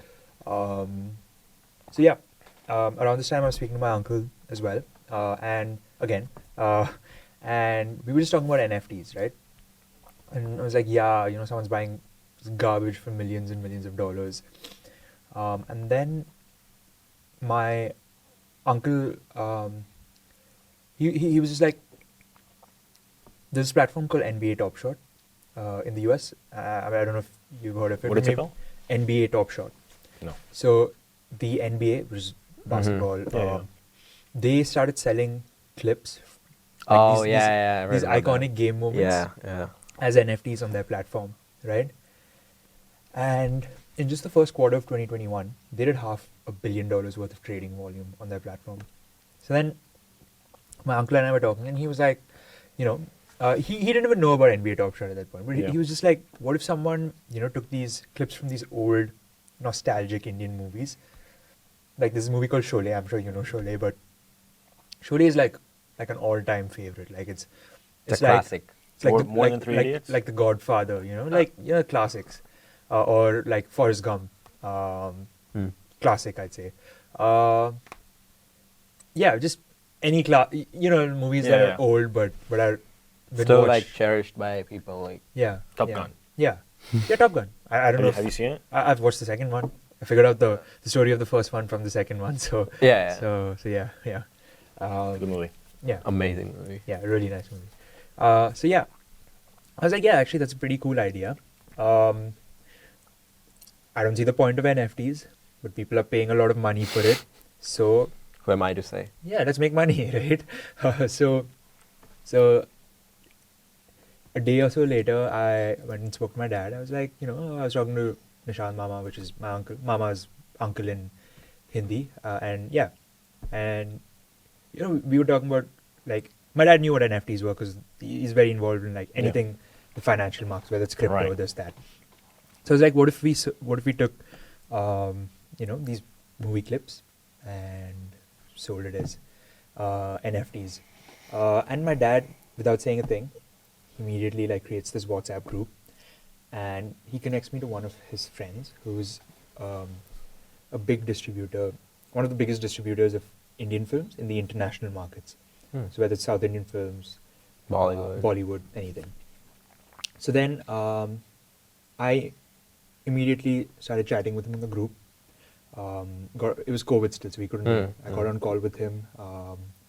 His name is Sanjay Vadwa, and I explained the idea to him, kind of like a pitch in a sense, and he was immediately like sold on it.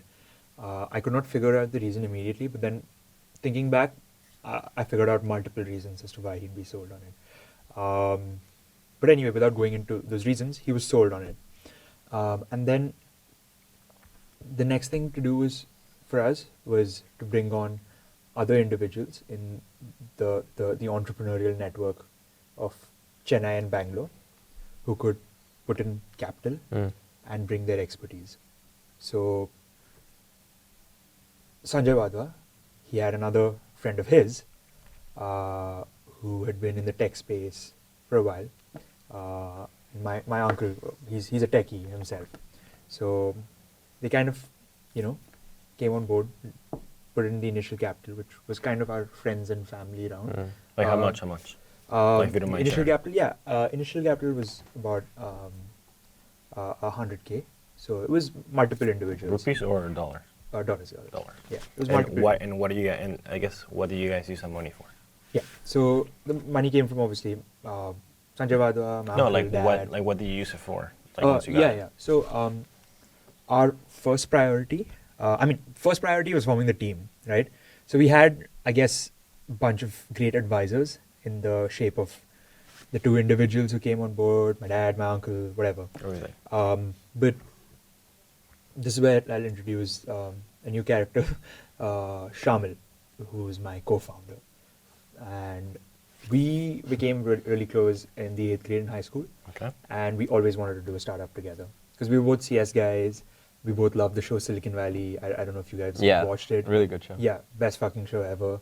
And yeah, we did like the coding competitions together. So we really wanted to start up together at least once.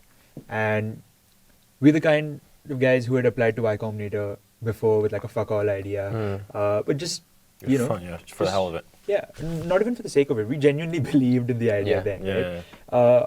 So anyway, I got him on board, and we had kind of like an initial team. That's when we thought, how do we spend the money, right? The initial 100K Yeah. that we had.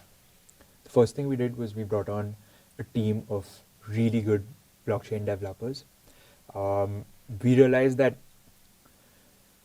we can't get the IIT guys, we can't get the bits guys. Yeah, they're very expensive, first of all, and they're more of the kind of guys who immediately out of college they want to do jobs. They want They want a more secure position.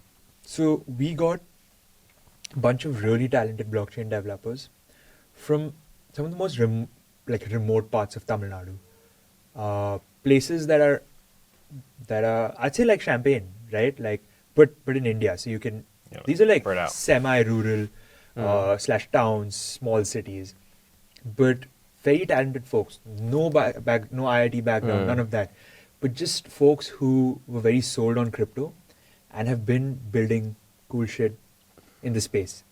So we brought them on board. You know, NFTs were big. They were excited about this entire space forever. Sold the idea to them, right? They were given a bit of sweat equity. Right. ESOPs is the term. Back then it was very unprofessional. It was just like commitment, get equity, all of that, based on trust. Yeah. And they came on board, and we worked with them to build the platform How many? out. So it was Shamil, me, and initially 3 other developers. So we From worked Tamil? from Tamil Nadu. From Tamil Nadu. Oh, so the 3, I think one was from the north, so Himachal. Okay. And the other 2 were from Tamil Nadu. Cool. But the enterprise architect of sorts was from Tamil Nadu. Nice. How do you find these people? These people, so through, again, referrals, common people, our advisors helped, things like that. It's related to the word I'm going to tell you later. Sorry? It's that everything is related to the word I'm going to tell you later. Yeah, advisors, right? No. Mentors. No, you're not going to guess. Oh, okay. But it's like, I guess I'll tell you right now. Not the word, but I'll tell you right now. Like, no matter what you do, you'll be successful because of this one word. Yeah. You're really good at it. Okay. Or your family or whoever it is. Yeah. But anyway, continue. Yeah. So, yeah, we brought them on board, and then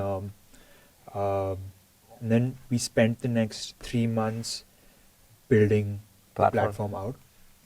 And I think that was very, very important 3 months, because that's when it was like kind of like my co-founders, like Steve and Woz in the garage moment. Because our entire focus for those 3 months was, how do we envision the perfect user experience, right? And I'm throwing the word perfect around very loosely, but in our head that time, I'm a first time entrepreneur. So Right. the perfect user experience, how do we deliver it, right? So the advantage of not being an original idea is you can copy a lot from Western counterparts. I mean, if you look at Ola versus Uber, Flipkart versus Amazon, these are all Indian companies that, copied Western counterparts Right. for a huge market, which is India. So that's what we were, right? So we looked at all of these platforms in the West, took the best features out, and designed kind of our own, solution. And we'd communicate the solution to our team of developers, and then we'd work with them to build it out. That's when me and my co-founder, we got to learn a lot about blockchain. Our product was primarily built on EVM-based blockchains, so Ethereum, Polygon, whatever. So we learned about smart contracts, we learned about Solidity. It was just a lot of exploring. Great 3 months, because we learned so much. Not only about the tech, but about, designing user experience, designing the user interface, communicating, knowing how to communicate your thoughts with the team in the most crisp, precise manner, knowing how to inspire the same vision into them. At the same time, applying to programs like Y Combinator, because when you fill up Y Combinator's questionnaire, it makes you think a lot about your company as well. And Y Combinator works, a big part is you get referrals from other YC startups, and then it increases the chances of you being pushed to the final round. So that's when we connected with a lot of Y Combinator startups as well, like startups that had been funded by Y Combinator. And the beauty about being a YC founder is the connections that you're exposed to, and all of these founders that we connect with had that. So in the future, when we'd go on to raise money, a lot of them, right, folks we had connected with 9 months ago, were very crucial when it comes to the money we raised from some of the people. Right. Those were important 3 months. So it was in July 2021. We started Feb. July 2021, our product goes out, and we built the perfect product, right? And that's when things start to go a little south. the product was far from perfect, right? Some transactions went through smoothly. Users got their NFTs. Some like was like, I mean, we went bananas trying to figure out like what the fuck happened, right? They'd pay, money would come through, they wouldn't get their NFTs. They'd pay, they'd get their NFTs, money wouldn't come through. So it was a lot of bugs, right, that we had to deal with. So at that time, we immediately pulled the site down. We had a wait list of about like close to 12,000 users already. So we pulled the site down. We had a Discord and stuff like that. Some people were not happy, because we'd sold them this big idea of NFTs of your favorite stars, of NFTs of Rajnikant, right? Rajnikant, if you don't know, is kind of like the who's the most popular Hollywood actor, like who has a cult following, like Tom Hanks, maybe? Elon No? Musk. yeah, sure, Elon Musk, not an actor, but sure. No, I mean, yeah, Tom Cruise. I mean, I don't know, Tom Cruise or something. I don't know. So this guy, Rajnikant, cult following. So we sold the prospect of getting his NFTs, and then we under-delivered a bit, right? So they were upset on our Discord, it's a scam, blah, blah, blah. But we made sure whoever paid, they got their NFTs, even if we had to sit and manually send their NFTs out to them. They wouldn't know that, but we'd Yeah. the back end, we were doing that. So we took a step back, spent the next month fixing all of these bugs, right? And we put the product out there, and it was far better. Still not perfect, right? But then at that point, we were like, we can't keep taking the site off and then fixing and putting back on, right? And then that's when we realized that this is something all companies go through, all startups go through. In fact, YC's entire philosophy is put something that just works out there. Doesn't have to be beautiful at all. Take feedback, keep reiterating, right? Because you're building for your customer. There's no point you envisioning the right product and assuming that this is what everyone is going to want. Yeah. So it's very important to be able to take customer feedback and iterate. So that's what we did. And it worked great. Over time, our tech stack improved. So we started off with our first platform being like a WordPress site with a lot of blockchain, a lot of libraries that work with them. And eventually we developed into site like a proper tech stack. So we had our back end on Express, front end was React, pretty standard stuff, and we were built on eventually on Polygon. So again, EVM based. So anyway, we evolved over time. It's a timely process. It's not something that you can expect over 3 months, 4 months. So, but August happened, and then August is when I left for the US, came to the US for the first time, and then. And you started working on this fully when? Full time when? When was the call with your uncle? When did you get? Okay, We'll get there. Oh yeah, so call with my uncle was Feb 2021. 2021. Jan and Feb. You were a first week. senior in high school. Yeah, exactly. 7 months later. Just for those 7 months, we're working on it like full time. Fully. Yeah, because our board exams got cancelled because of COVID, so full focus on that. And then August, I come to the US, and then because I mean the startup was just an incidental thing. The dream was always to go to the US, study there, go to like the best university, whatever.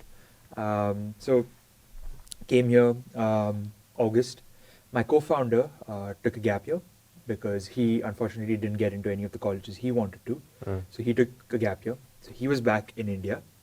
I was here, and then when I was here, I was splitting time between school stuff and the startup. And over time, I realized that I'm not able to extract the best out of either. I'm not living the full college life, meeting new people every day, going on talk shows, doing things like this. Exactly. I wasn't doing all that because any time I'd get, like, I'd be thinking, startup, there's a call with my co-founder, developers. Yeah, it's not the same thing. Yeah. In talking to investors, but my co-founder was on it like full time then because he was on a gap year. So anyway, semester went through. I managed to do well with classes, and we managed to, do well with the startup as well. Startup was kind of in stealth mode then. We were just iterating the product, and I was able to contribute. But I realized that it's not sustainable. I need to really focus up on one thing. Yeah, go ahead. Yeah, when you were doing this sort of thing, did you go to the events, these entrepreneur like startup events on campus and stuff like that? No, Okay, No. good. Yeah. because when you, I guess when you're starting up, like Yeah, it doesn't you just don't have the fucking- time. It doesn't fucking matter. Yeah. Yeah. it just- You don't have the time, and a lot of these entrepreneurial events, I felt were like a lot of these entrepreneurial events are meant for you to meet people who you could potentially do something with in the future. yeah, but the interesting people I don't think are there. The interesting people would be studying or be Yeah. doing something really cool because they're not thinking of startups. I'm not sure. I guess I don't Yeah, have enough I don't data know. to Yeah, I don't know. like the claim. But Prove me wrong. Yeah. But yeah, anyway, I didn't go to any of those. Didn't do clubs as well because, yeah, just did not. Are you doing clubs now?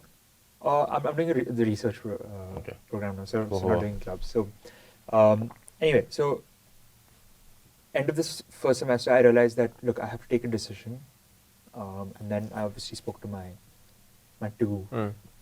mentors, The no dad two, and uncle. the Yeah, the angel of real life. life. And I obviously spoke to my mom as well. And then I came to the decision that, look, college is not going anywhere. I can comfortably take a gap semester, 2 semesters, and then come back, right? But this opportunity may go somewhere. Yeah. So decided to take the gap semester, and then like a month or so after that decision was when we raised our first check. Mm. I decided to take the decision of taking the gap year, semester, however long it would be. And all through my semester, we did have calls with investors. And a month later, we ended up raising money from one of those investors. They go by the name Country Capital. So the partner we were speaking to, his name is Will Robbins. He's a CS major at UIUC as well, and great guy. Like he was really supportive throughout our journey, and I guess we had a lot of things in common. CS, he was at UIUC, so was I. We stayed in the same dorm hall Wow. our freshman year, so there's a lot of things in common. So anyway, we connected well. He really liked Shamil and I as founders, and he wanted to invest in this space. So we raised money from him. And the interesting thing is, Country Capital also invested in Zepto. Zepto was their first investment in India, breakout investment, right? Because Zepto today is almost a unicorn. Started by two 19-year-old Stanford kids who are still 19, and in less than a year they took the company from basically zero to They were still 19. unicorn. Yeah, they're still 19. Yeah. So the Zepto company was Yeah. started like a year or something ago. Yeah, year and a half ago. Then the unicorn already. Are they still in school or what? No, they're not going to Stanford. Nice. They were CS. They were supposed to do CS at Stanford. both of Okay. them. Yeah. So yeah. So we were like their second investment in India. Like Oh wow. after that, and after that I was to be in India indefinitely.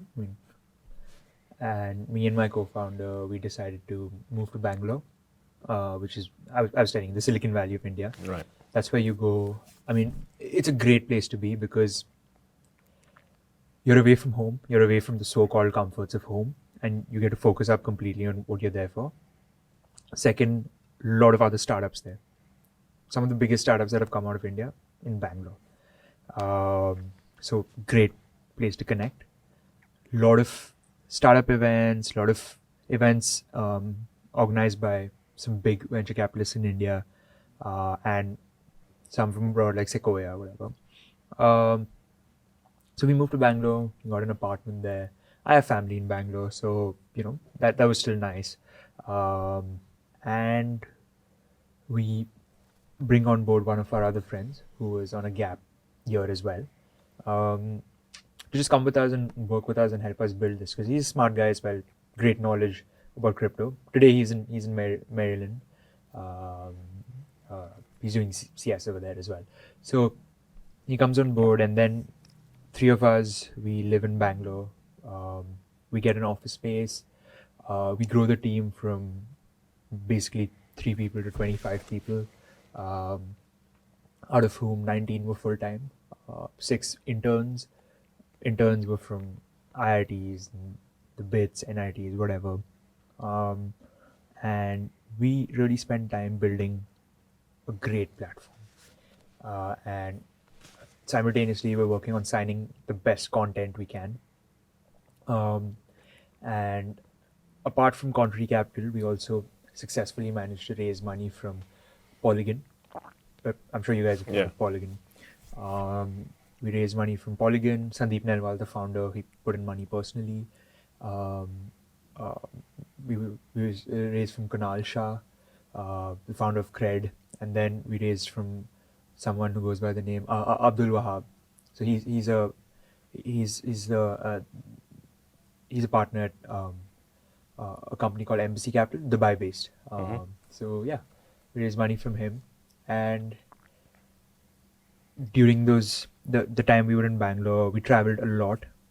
Me and my co-founder, Dubai, obviously to meet the investor, and he introduced us to a lot of his other connects, people who are working in different industries, all the way from marketing to people working for the Dubai duty free, to figure out how we could use blockchain and NFTs to build something great. Something cool, Yeah.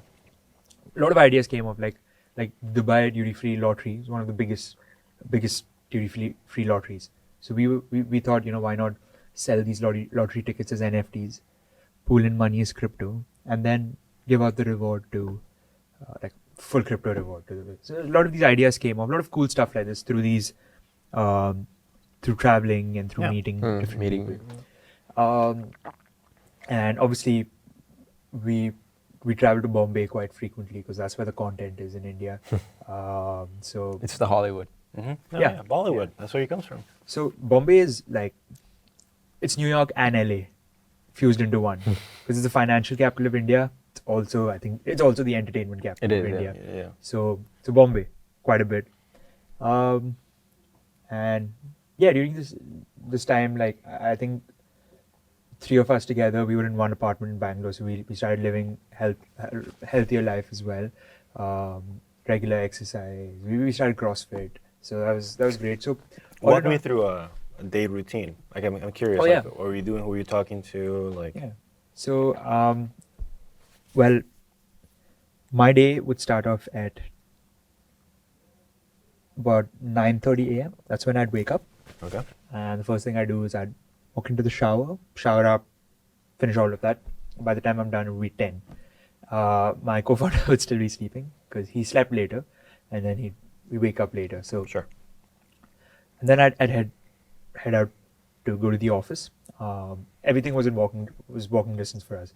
Because if you have to drive in Bangalore, then it's a nightmare because traffic is terrible. You think traffic in, I don't know, LA or New York or whichever city is horrible in the US is bad. Yeah, you drive in Bangalore and you basically grow old in traffic over there. So yeah, luckily everything was walking distance. So I would go get coconut water first thing, grab that, drink a bunch of that while walking. Fresh, fresh, not the bottled one. Yeah. Walk straight to the office and sit down and start my day's work. My job was more tech oriented. My co-founder's job was more marketing, outreach, talking to VCs, oriented that way. I thought it would be the opposite, but yeah, interesting. No, so my job was more tech oriented. So obviously when it came to conversations with VCs, like in the end we both have to be part of the call. But his job, he did more of the scouting, figuring out who the great guys that raise money from, all of that. So a lot of my job was every morning going through the platform, the entire platform, every feature, figuring out what needs to be added, what needs to be removed, what needs to be changed, what needs to be fixed. We manage this huge repository, and also it's kind of like Asana. There's a software called FreeCamp, which we use. So a lot of tasks on that. So a solid 1.5 to 2 hours would go going through each one of those tasks, making edits, making changes, assigning those tasks to developers, things like that.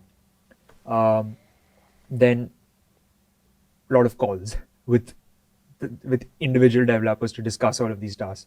So I think I reached a point where my role migrated from a lot of the hands-on programming towards leading the team that is doing the program. Right.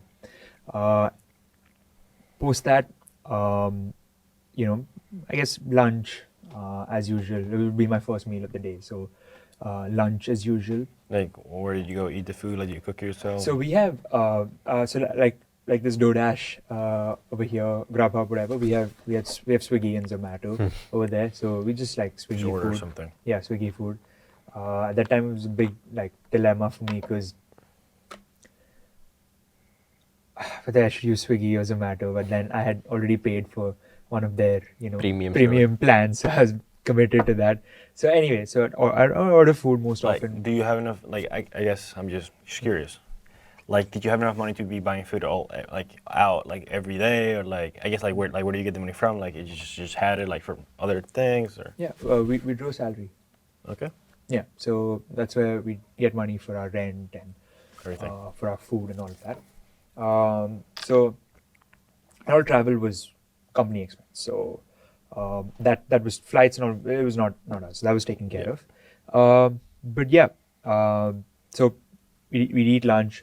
Very often there was a canteen kind of thing on top of our office where they'd make fresh food. So we'd go there and eat. And then there was a table tennis. There's a table there. So post lunch, we'd play table tennis. Me, my co-founder, and a bunch of other great people who came on board to work with us. I mean, you could have an episode with each of them. Like such interesting people who have. Bring them on? Yeah, unfortunately, one of them is. All of them are in India, but but when they come here, sure. I'm very happy. I think they're all quite well placed now. One of my close friends who came and worked with us, his name is Pranav. He's working at Fan Craze right now. Fan Craze. So the company that did NBA Top Shot. Sure. They also got cricket rights. Oh, They're doing the same thing for cricket. So he's working on the cricket division. So he went on over there. I knew the founders of the folks who were building the cricket division. So eventually, when things wrapped up with DG Noor, I recommended him to them, and they were happy to have him. And stuff like that. So we played table tennis. Then after that, it was back to work. That's when a lot of my work kind of moved away from the tech stuff to some of the non-tech stuff, Right. content that we have to sign, and then we'd be doing an NFT launch, like a drop, the coming week. So planning the drop, planning budget, marketing spend, and brainstorm that with my co-founder and everyone else who was involved. So planning that, those conversations would take up the next 2 hours easily.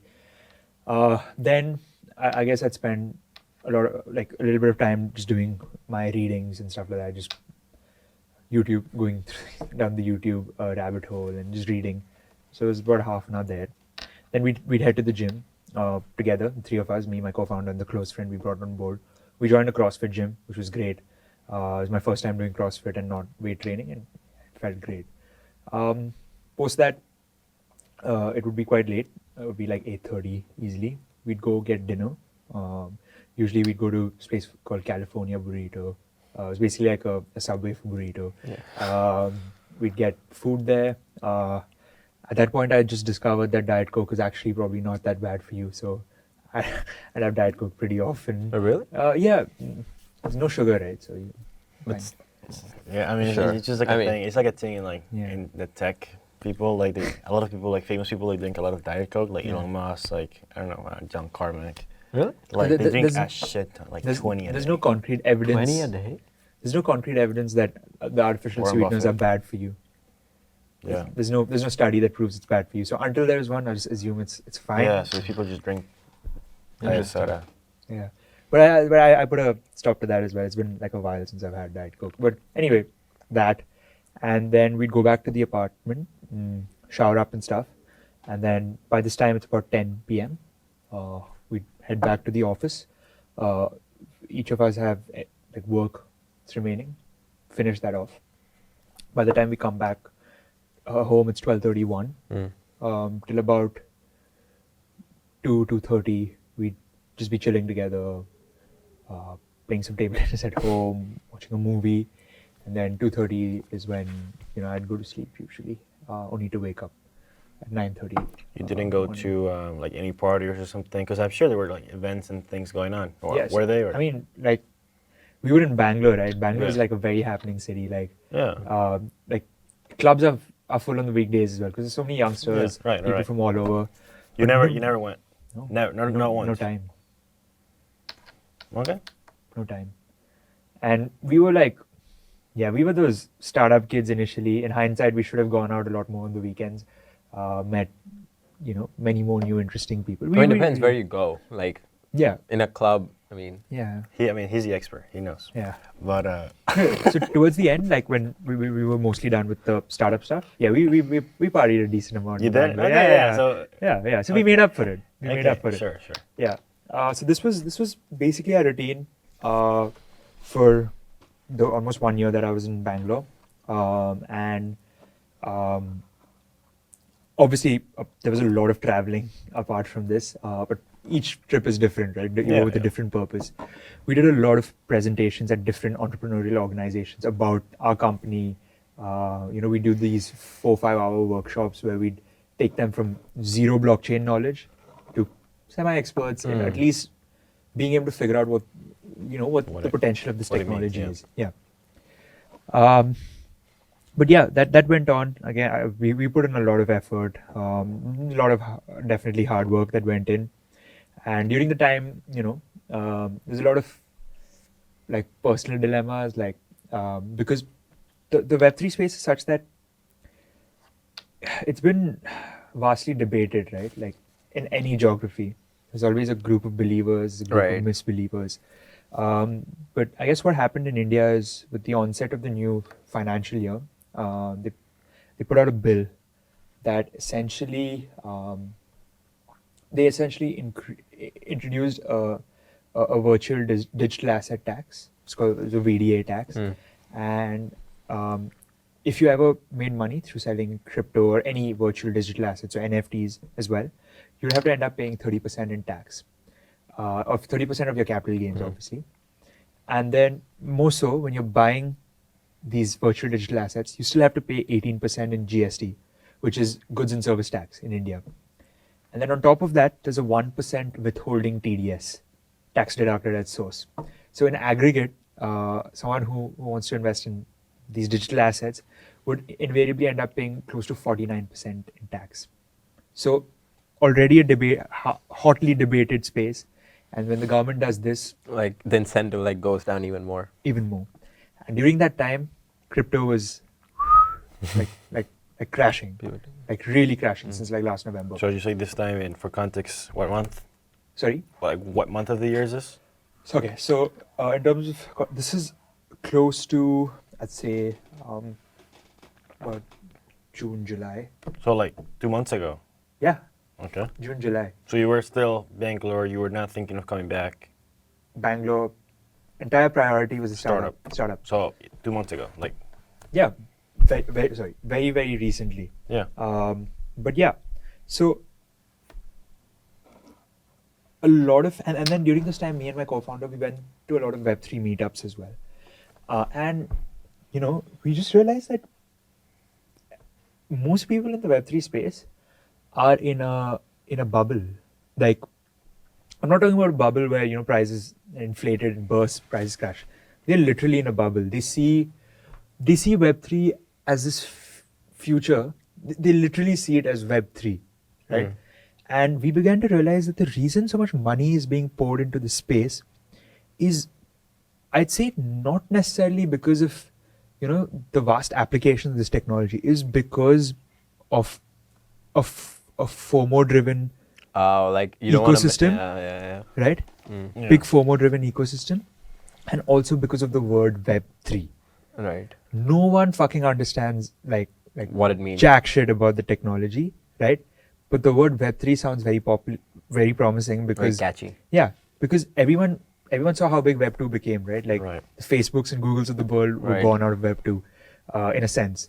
So yeah, it's just the term that became that hype, and we realized that, you know, Yeah. and that's when me and my co-founder, we started to realize that, you know, maybe we, and we by now we had tried a lot of pivots as well, right? Because things were not working for us, and this is not after the bill was introduced. Like from a long time, we'd seen NFT sales from our website, our platform declining. Right. Initially, there was all the hype and all of that, like Rajnikant, his NFTs. Everyone heard this term for the first time, but we could see a gradual drop. So over the period, we tried a bunch of pivots as well. Were you guys like making? I guess like what was the, if you're allowed to say, like what was the market, like I forgot the name, the trading volume. Or Yeah. So the people we wanted to create value for was primarily NRIs. no, I mean like the trading value of the platform. Yeah. Oh, okay. The trading value of all of our assets, Like no, like the volume of buying and selling things. volume of buying and selling. Sure. I'm not allowed to Yeah, to share okay, that. yeah, that cool, but no information. worries. Yeah. So, but anyway, but what I can tell you is through our first drop alone, we sold 100,000. Like our first drop when we first started, right? We sold about 100,000 worth of NFTs. But ever since then, downhill. So Right. with each drop, progressively lower. So Yeah. so anyway, so during this time we tried pivots as well. We built out this entire crypto casino because we thought, you know, like online gambling with crypto instead of real money, that should be big, right? Yeah. But there were a lot of legalities that prevented us from doing this. There were a bunch of other things we worked on, like I guess less promising ideas, but we worked on them. Right. So me and my co-founder, we reached a point where, you know, we had raised all this money. There was the space, but we as founders had lost a sense of vision or conviction about an idea that we knew for a fact that would work. Right. And during that time, I think both of us together, we came to a decision that, look, we've raised investor money, right? All through, we've been very smart about the way we spent it. I think we felt it's only fair of us to do the right thing, which is try to get back our investors as much capital as possible. Not because we think the space is bad, just because as founders, if we don't have conviction, Right. it's not fair of us to burn away their money in the hopes that one day we arrive at a single, which is what happens in most cases, I guess. But I think in a way, like the very fact that we were still kids and that naivety, we wanted to be as fair to them as possible. So we ended up eventually, you know, kind of squaring off most of our investors. You know, they didn't exactly lose much, and yeah, today the company still exists. We will be transferring it on to a bigger entity who has, you know, the big media company. I'm again not allowed to take names, but Yeah. a big enough media company that has the deep pockets who can, you know, ride this downturn and take the idea forward. Once everything is back. Yeah, once everything is back. And they have their own vision for it because these guys have access to a lot of content, right? So yeah, so that's how I guess me and my co-founder, we came to that decision, and we took a step back from the company. During this period, my co-founder also got into his dream university. He got into Dartmouth, so he's there on like a full scholarship. Yeah. So yeah. Hard to say no. Yeah. So yeah, I guess that's the entire story. And then for now, yeah, definitely for now, unless like, you know, I die tomorrow or something. But yeah, come to like August. That's when I left for the US again, and yeah, I thought before college starts, you know, for everything that's happened, I'll treat myself to like a small holiday. So I was in California with a friend. I met our investor there for the first time, meeting him in person. Bill, what is Will. it? Will. Will Robbins, yeah, that's Will the name. Robbins. Yeah, met him there for the first time. Met him in LA. Great, that's where he lives. Really nice guy. Exact same guy who we'd been seeing on a calls, yeah. screen forever. I hadn't met him before in person. It was all virtual, right? But yeah, great. We had great conversations. Learned a lot about his investments in general, and yeah, came back to university and now just doing college stuff, I guess. But yeah, I think college is great. I guess it's the one place where, so to be able to start up, right, you need to be able to identify a problem in a particular space, right? How are you going to do that if you've not worked in that space? How are you going to identify these problems? So college is the one place where there's so many disciplines, so many fields that they're just there in one geographic area, and you have access to people who identify these problems, who can, make you learn about all of these issues in these different fields. And it's a great place to just take a step back and just learn as much as you can. Because I mean, once you're equipped with all of that knowledge, it's at your disposal to do whatever you want with it. So that's why I felt like coming back to college is a good idea. Good decision. And yeah, I'm very happy. I do want to take time off to just learn as much as I can. And then And you're excited too, I'm excited, yeah. It's just uncommon. Yeah. Because most people are not excited. Yeah, no, I genuinely am, obviously there's the entire thing of like racing to get internships and all of that, which is just like... It would come naturally. I saw you at the career fair though. Sorry? I saw you at the career fair. Oh no, I wasn't at the career. I was just at the union because I usually sit there. Oh, you sure? No, Yeah, I'm 100%. kidding. I I didn't see you, so yeah, I wasn't in a suit, nothing. So Yeah. But I just sit at the union usually because close to all my classes, nice Yeah. place to sit. I was just probably doing work there. Oh, you didn't see me? No, I didn't see Oh, you. you didn't I see just okay. said stuff. Okay. But yeah, I guess there's the entire race of like internships because everyone you see is like, Yeah, just like this going at it. company, that Yeah. company, this I think referral, it that just referral. makes people conscious. I think it's more of a herd mentality effect than 100%, yeah. like if your peers are doing it, then I it's mean, like, scary. You see this long ass line of Yeah. people. Yeah. Like, are they the crazy ones or am I the crazy Yeah, one? am I the crazy one? Which Yeah. one they is start it? doubting. Yeah. Like wisdom of crowds or Yeah. madness of crowds? Yeah, which is why I think like amongst all of that, it was great. It's great to meet people who are very entrepreneurial as well. Like I met you like 2 weeks ago. Through you, I met you, and then at the event, the Corey, his talk. Yeah, that's cool too. Yeah, I met a bunch of folks from the blockchain club and just students who were there because It's funny. I found that hilarious. We have a blockchain club, and I mean, you were never part of it. You created a whole ass company, which is just, anyway. yeah, it's crazy. But I'd love to go to their sessions now because Yeah. I guess like Don't say anything who you are or anything like that. sorry. Like don't tell them anything who you are or anything. Just be like, just listen. Oh yeah, no. Like, Yeah. like I mean, personally, I don't think I've achieved much to even like brag No, about but it. But like, people will be like, oh, like yeah, startup, yeah. But people go up to him all the time because of the things he's done before. what have I done? Anyway. It's this is not your interview. So.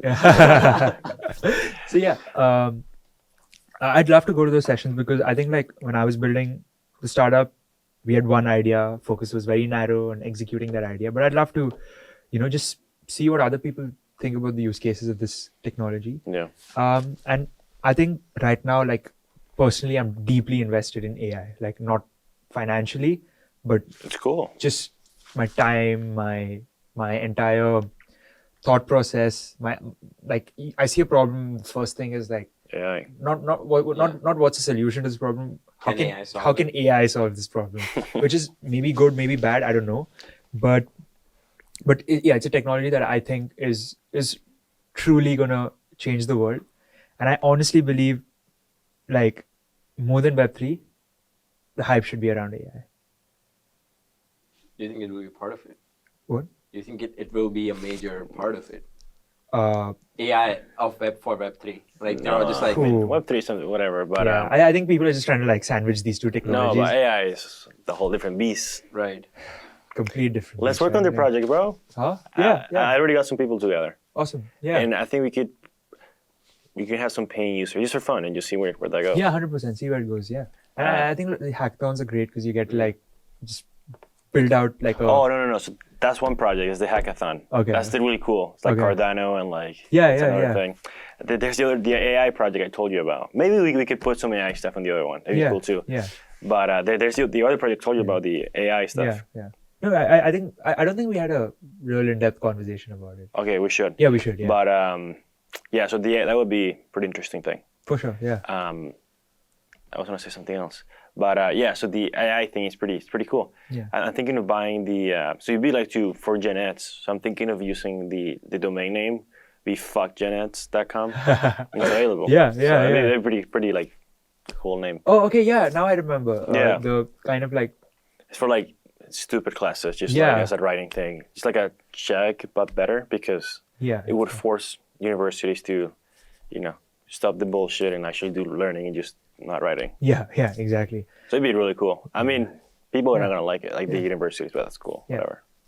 But and there's like there's like AI, more, just pure AI. yeah, like things like GPT-3 and yeah, It's already, definitely. you It's need to put already it there. together, Yeah. and you just need to like the interface. I think that's Yeah. the problem. Yeah. AI is done. Yeah. The The AI smart people- folks have Yeah, Google can do it. Not Google, but OpenAI can do it. All those people Yeah. can do it. We need to work on solutions, working on cute interfaces, and just yeah. which get the GitHub co-founder. Yeah. He set up a program, AI grants, and he's giving people money to just build interfaces, just Yeah. do cool experiments. 100%. So I we think, could technically apply because the guy's literally giving money, yeah, for like sure. just connections and like pretty cool stuff. Yeah, and I think like the smart folks out there have worked very hard building these models, and I respect them because it takes a different level of smarts to be able to come up with Yeah, that, right? something else. Yeah, but I think it's time for the opportunists to kind of Yeah. feed off of their work and build something cool, build a product that be hands of everybody, right? So yeah, it's cool. something Let's that's work on a good. project, and maybe we'll get you to drop out twice. But you'll graduate in what, 4 years? Yeah, I guess 3 years now. Yeah, 3.5. 3 years. You look back. What do you do? What happened? Like, how are you seeing the world differently? Assuming you didn't start another company. 3 years later. No, like 2025. You're almost graduating. Yeah. You look back in your college life. Yeah. What do you do? Who do you meet? Yeah. How do you see the world differently? Yeah. So I guess like the end of 4 years, look back my college life. I think more than the classes I took or anything like that. I think it's just going to be the experiences I bundled up, whether it's traveling around the US over breaks, or whether it's cool people I've met, cool things I've done, whether it's The highlight of your college career. the mic, right? Yeah, like I'm on a podcast, or a talk show. The research kind of projects I've worked on, just the fact that I was part of a team that worked towards this. So it's just maybe a girlfriend I had. So just The things that you did differently. Yeah. experiences that I know, like when I'm dying, like just the good memories that would come to me. Very like philosophical thing, whatever. But I guess if it's true that when you're dying, like it's all the good memories that just flash in front of your eyes, I think it's all of those ones that I'll remember. Just any good memories. Cocomero for sure, because I love that place. So yeah. I've never been there. I need to go there. You've never been? Yeah. I've never eaten. Can you eat it? Huh? Can you? I guess Frozen yeah, yogurt? Yeah, you can. Yeah. But dude, that's pretty. Yeah. Yeah, that is true. You die, and just all the good memories show up. Yeah. Pretty crazy to think about. So what's that? I don't know if you watch it, but Steve Jobs' Stanford commencement speech, where he talks about using death as a tool to forget about all your worries. Memento mori. Yeah. Forget about. Remember, you'll die. Yeah. It's a Just- Greek word. Remember you die, and then a lot of your fears will just seem so insignificant in the face of death, right? So, So true. yeah. What advice would you give someone who, in high school or starting college, you're still pretty young, we're all young, Yeah. but about life, about doing cool things, Yeah. following, doing the things that are different? Like, what would you say? Yeah, I think I'd say just like, I guess just do whatever makes you happy, like honestly. Because you may be the smartest guy in the world, but if you're not happy doing what you're doing, you're of no use to yourself Very true. Yeah. and society in general, right? So just do what makes you happy and just be fucking happy. And how do you find it? How do you find happiness? Very difficult, Very difficult. Yeah. very hard. You just keep How trying. did you find it? You say you were good at CS in the beginning. How do you know you were good? How do I know it was good? Like you said, like I'm a CS guy. Yeah. All right. How do you? Just- Well, most people don't have like, oh, I'm a X guy. Most people, a lot of people don't have that. So like, how do you Yeah. know? How do you find the To CS? be honest, I don't know if I know. Like, There's no like- formula. yeah, and I think I'm a CS guy because I grew up around Mm. an environment where, tech, whatever. But maybe 10 years down the line, I'll be in something completely different. If you ask me, have I found something, like people keep saying, right, like do something that, do work that doesn't feel like work, right? Because when it doesn't feel like work, it's something you absolutely love. Like, Mm. it's not going to feel like, it's literally not going to feel like work to you, right? You're just going to want to Do it keep naturally, doing it. yeah. Yeah. Have I found that? No. Really? No. So a lot of things that they feel like work to you. It feels like work, yeah. Interesting. Yeah. Interesting. Well, you just gotta keep trying. You just got to keep searching, yeah. Yeah. Keep searching for stuff. And I don't even know if it's a false idea that I've been sold. That That, the word that's has what I been was. sold. That's what I was gonna tell you. Like, Yeah. how do you know if that? Well, I do things that are just come. You just Right, but you just only that would be like instantaneous thing, or like for that small time like period. you still like. I mean, like doing this thing, I love it. Like Right. Yeah. or Right. like I don't know. Like I also have a lot of time. Okay, you make the video. Like how do you make it like? Better. Presentable. Or Like, like, no, like whatever. how do you like distribute it? Like distribution. Yeah. Like I Yeah. love that. I love that so much. Like Yeah. emailing people. Mm. Like tomorrow we have a cool thing we're going to, and hopefully it'll turn out to something big. But just reaching out to people and be like, hey, what's up? Yeah. I love that. Like, and yeah, I mean, that doesn't feel like work. Like no one's telling me to do it. That is true. I love it. Awesome. I'm glad you found And that. CS too. Like, if I'm not doing like for like a fucking MP or anything like that, like I'm just doing a project. Oh my goodness, I love it. I could just be all night or whatever. I don't try to, but Yeah. if I have the inspiration, fuck it. Yeah, I think the difference over there is like that you found it rather than someone telling you to do it. That makes all the difference. Like, I don't know. I'm pretty sure like there were many parts of your startup that you enjoyed, right? Yeah, absolutely. Like, yeah. Because you came up with it, like you wanted to do it. Something So- I really, really, really loved was just design. Like, Exactly. Yeah. Yeah. Just getting the user interface, or yeah. Loved it. Loved it far more than a lot of the programming stuff. Like Yeah. a Yeah. lot of the backend stuff we did, or even the blockchain stuff. Like Write it down. just Like that, like as a thing to, like one, like because I know you'll, yeah, at least I am. You'll be confused and you don't know. I don't know what to do. Like Yeah. just keep these things. You're like design. You're also really good at listening to people. So you're very like present. Mhm. So I don't know how you can use that for anything, but Yeah. I just something to just. But yeah, I mean, a lot of the times, like, even when I'm listening to people, like, I do zone out. Like, I won't make them feel like I've zoned out. Like, I'll listen to someone if, something they've said is really Yeah. struck with me. But many times I zone out, like, not as a sign of disrespect to them or It anything. just happens. It just happens, right? Your Yeah. mind is thinking of one thing, it just goes to something else, right? And but I think design is something I really, That's good. Yeah. it's something I really enjoy. Just envisioning a product, Yeah. things like that. I think, I think that's something I found that Mm. I enjoy as of now. I really like football as well. Yeah. Uh, Soccer? oh yeah, soccer. Sorry. I'm kidding. Yeah, really like. I'm curious. You came here for the college experience. So the college experience means many things to you. I mean, to me at least, you're just doing cool things, whatever. But there's also the other side of the college experience. Like, partying and The idea that is sold to you yeah, by the like popular getting- culture. yeah, like getting a girlfriend, like doing all Yeah. these things. Like, are you gonna like Indulge. no, not indulge, but are you gonna like do partying, get a girlfriend, like do all these things? Yeah. Are you interested in doing those things? Yeah. Yeah. I mean, I've been sold on the entire Yeah. experience, The- right? So yeah, fuck yeah, why not? Okay. Okay. Yeah, I definitely am, just for the experience.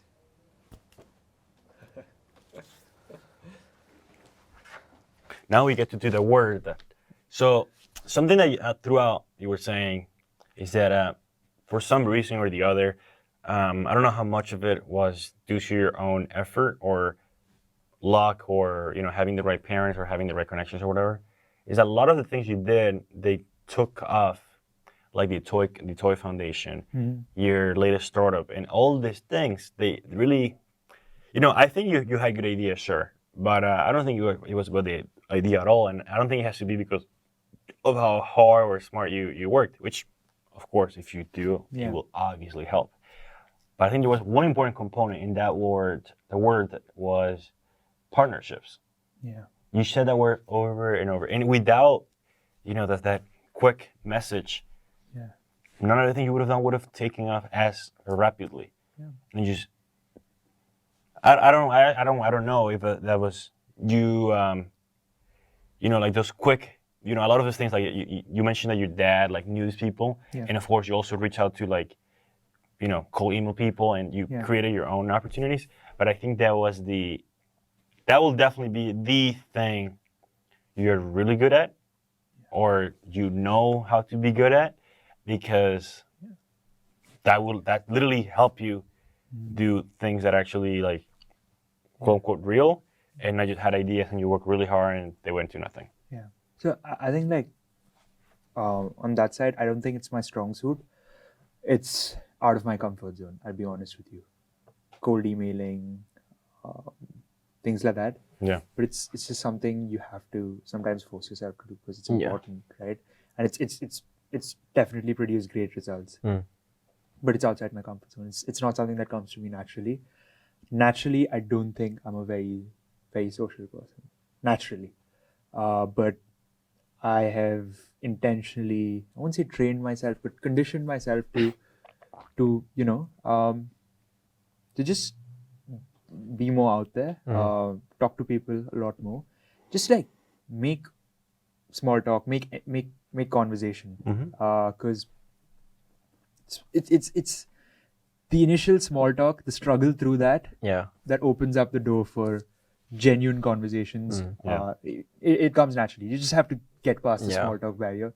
Just say something, anything, like where you get these cookies from, you like mint with chocolate, just small talk like that. Just a little bit of effort when you're meeting someone new, and it'll open up. After a point, you'll find that thing that you both have in common. I mean, that's how we got introduced. Like you and I. It's either you or she. Yeah, it was her. She started it. Yeah.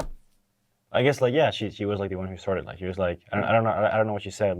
I guess were you eating cookies or something or iPad. So she was asking about the magic keyboard. Yeah, and look what it led to, right? A whole talk show, a whole talk show. Yeah, small talk led to big talk. You never know. You never know who will be listening to this, and this thing will make more opportunities. Yeah, you never know. Exactly. So it's crazy how, in hindsight, you connect so many things, but you never know what they're going to lead to.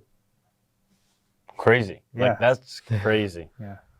And I think you said right next to her or something like that, or yeah, sitting right next to her. But she was doing her work. You could have said anywhere else, because I think the computer lab was pretty free. Yeah, I could have. But why next to her? Because that was a spot I usually sit at. Oh. Yeah, okay. it was So if you were sitting somewhere, you would have still sit there. Yeah. So you just that was your spot, and whoever is there. I'm a little OCD in general, so that was this spot. The spot. So I just went and sat there. If someone else was sitting there, obviously I wouldn't force them out of there. I would just go sit somewhere else, but it was free. So I went and sat there, and then I was just doing my work. She was doing her work. Then she just asked me a question, and then we were talking about one thing. Then we spoke about bananas going extinct, and it just led to multiple conversations. So yeah. It was,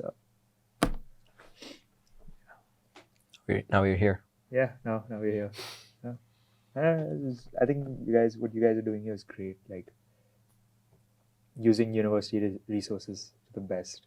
I didn't know there was a place like this. Imagine kind of things you could do with a studio. Exactly. Like this, right? That was our first thought. Like that's how we Yeah. came up with this idea. It's just you don't do anything with it. It's just a resource gone to waste, right? Like, but you guys are doing something very cool with it. I saw your last video. I thought the production quality was great, like with the curtains. That was a proper professional podcast. Maybe you guys could get like a few more artifacts. Just like sit here, you know, just To like- make the guests more comfortable. Yeah, we have Yeah, thought about yeah. it. Yeah. yeah, that. Yeah, so We'll add something. We'll keep adding. like what? What were you saying? Oh, so like you know those bobbleheads, like Oh, yeah, you I have should a get- couple of those. You should get one of those, like a really cool bobblehead. Just like slap it at the beginning of every Oh, interview. I'm a and then- little careful with my bobbleheads. Oh, okay. I have the more Yeah. precious ones. But yeah, we can get the. Yeah, or maybe like a cool sand clock that you kick off the start of the interview and Yeah, or like Just- for underrated, overrated, we can have a sand clock if you got an answer in there. maybe candles, crystals. I don't know, whatever makes the place look We'll great. decorate this. Okay. Yeah. Bring that as my gift. Yeah, for sure. my birthday. When's your birthday? Yeah, it's just because I'm thinking of throwing like not a party, but like I guess a party, but just like trying to bring a lot of people together and just seeing like what happens. 'Cause, That like, would be really fun. like I want to throw like more. So like party- one in a month. yeah, almost. I want to less. So Like I want to throw parties and things like that just to like meet people Mhm. instead of like relying to like luck or internet. So like yeah, just like throwing like good parties and just Yeah. seeing where they lead and make sure you can have like two parties, like one like an intellectual party, yeah, but also like a full-blown party. Like you charge people like costumes and things. But yeah. I want to do Sounds that. fun. I'm going to find a place. What are you gonna do for Halloween? What are you dressing up Halloween? Have you thought? I mean, Top Gun. I'm gonna dress up as a F-16. You're Oh, gonna as an as a F-16. plane, not a pilot. How about you? me, I was the Joker the last time because it's the easiest, cheapest thing. I'm very Money Heist would be good too. conjuice that way. Conjuice means Cheap, miserly, miserly. damn. you just like- called me cheap straight. No, up. no. Yeah, come on. No, Be nice to I'm me. confused too. Conjuice is like very prudent about the way you spend money. Yeah, so yeah. I had friends who had makeup stuff. I was like, make me Joker, just take lipstick. And just... So I was that. Came out really well. This year, I don't know. Maybe I can dress up as a. That's Peter Thiel. Yeah, but no one would recognize me. I just like. I was thinking like. I don't know. Maybe like. I have a friend who's going to be dressing up as Freddie Mercury. He's growing like a Interesting. full-blown mustache and curly hair. All of that.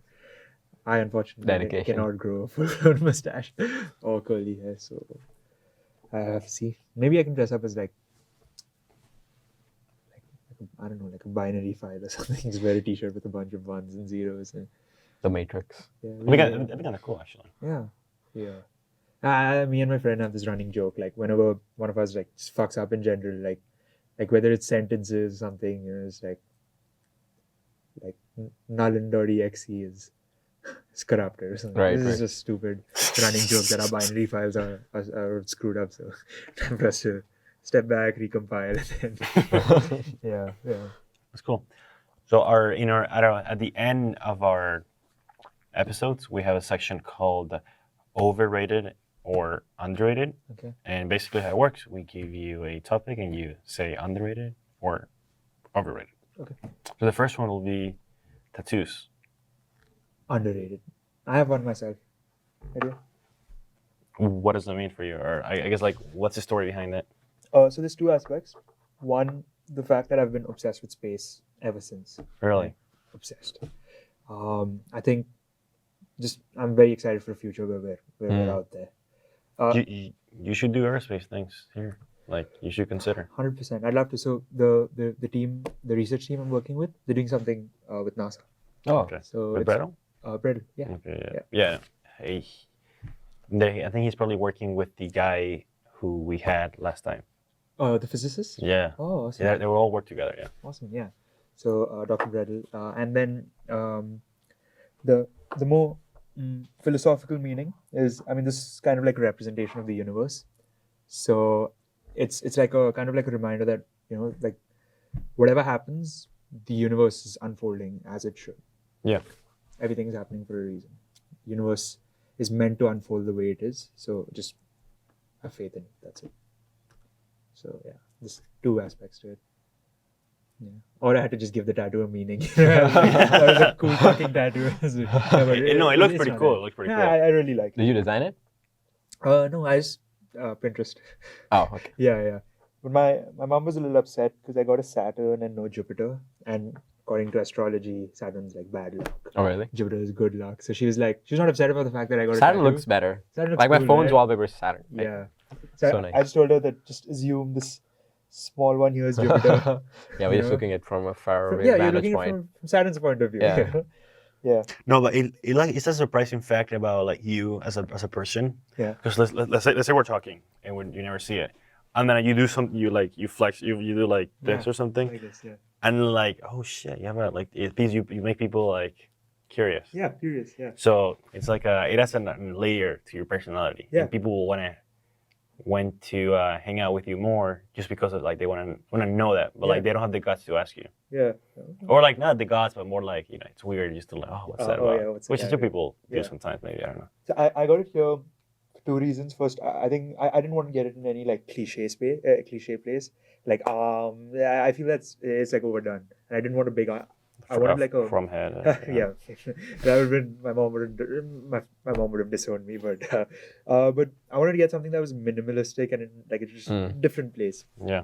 Plus, it'll force me to maintain like the bicep. So yeah. Incentive. Incentive That's to go to the gym. That's legit, actually. Yeah. That's actually pretty Because nice. if this goes flimsy, it'll look really bad. So, yeah. Have I been committing to the cause? No, I think it's going to be flimsy very soon. So I better make my way to the gym more often. But yeah, it's that. Yeah. So tattoo is underrated. I think so. Yeah. Okay. Cryptocurrency. Overrated. Okay. Yeah, sure. Overrated. Yeah, I mean, maybe. I think there could be some cool cases. Yeah, definitely. But I think the way people are perceiving it right now, overrated. Like Web3 in general is being blown way out of proportion. Yeah, people need to calm the fuck down, think back, sit back, think where the application is good, and then apply it there. Yeah. I think blockchain is going to find great application, especially NFTs in gaming, because I should be able to take an asset from one game, like a gun in CS:GO, and play with it in Call of Duty. I mean, that'd be like Fortnite, it'd be like everything together. Exactly. Which I think that will be like the end, like the metaverse, I guess. We become like the metaverse. Yeah. Everything will be just one old thing. Yeah, just digital assets. Be kind of Digital cool, actually. assets, yeah. That'd be really cool. Yeah. Like, yeah. Yeah. Like you can just take things from here. Like everything will be just One. together. Yeah. I think that's why I see value in Ethereum. So all my crypto portfolio is only Ethereum right now. Not even Bitcoin? Nothing? Not even Bitcoin. Because I took a big hit. Like I took like close to, I was 85% down my investment in crypto. So I decided at that point that now that everything's down, I'm just going to convert everything to Ethereum because I have the most faith in that cryptocurrency just simply because the ecosystem has the most use cases and most applications being built on top of it. Okay. So I just converted everything to that. Cool. Next one. Vitalik Buterin. Underrated or overrated? Underrated. He's a Thiel fellow. Oh, really? He's a Thiel fellow? Yes. He dropped out of Waterloo? He didn't finish. Ah. Yeah. Interesting. Smart guy. I think what he's created, phenomenal. Like with Ethereum, I think underrated. Definitely should get more credit than what he's getting. Yeah, it's pretty funny. So you thought he finished? Yeah, I thought he finished. I That's thought he the did like a thing. master's or That- something, like a so- PhD. So that's the thing. So you don't have to say you dropped out. Even if you drop out, you can just say I finished.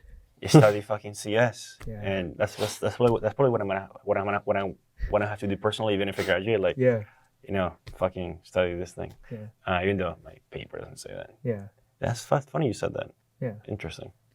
All right. One last one. You mentioned networking. So LinkedIn, you put an emphasis on networking, but LinkedIn as a tool, or I would say, how do you perceive it? Underrated, overrated? I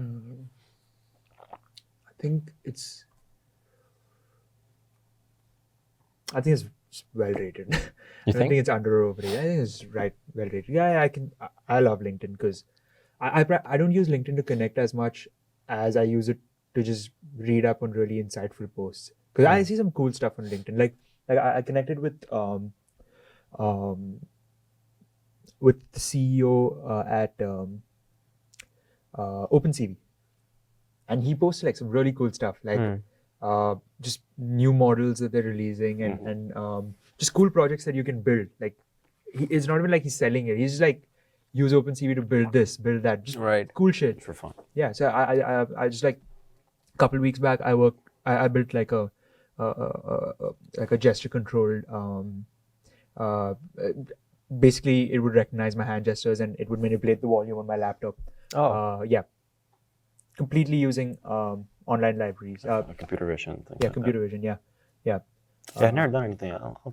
Yeah. Be a good project to make. Yeah. Just, like, doing stuff. Yeah, it works well. I can show it to you guys. But yeah, just cool shit like that. Out of one of his posts. I just saw one of his posts. And yeah. Okay, now the true last one. What biology? Do you know the biology? Yeah. So what biology called Rocky for engineers? Super 30. Underrated or overrated? Oh, you're talking about the movie? The movie. Yeah. Super 30. Oh.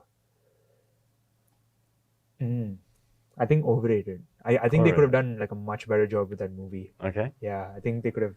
I thought you were gonna ask me like biology, like underrated. I'd say definitely underrated.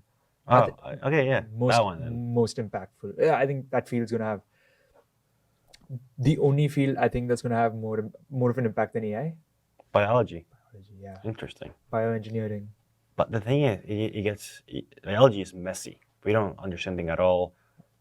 We cannot. It's just too complex for us. I think. It's not like physics. We can have equations. Yeah.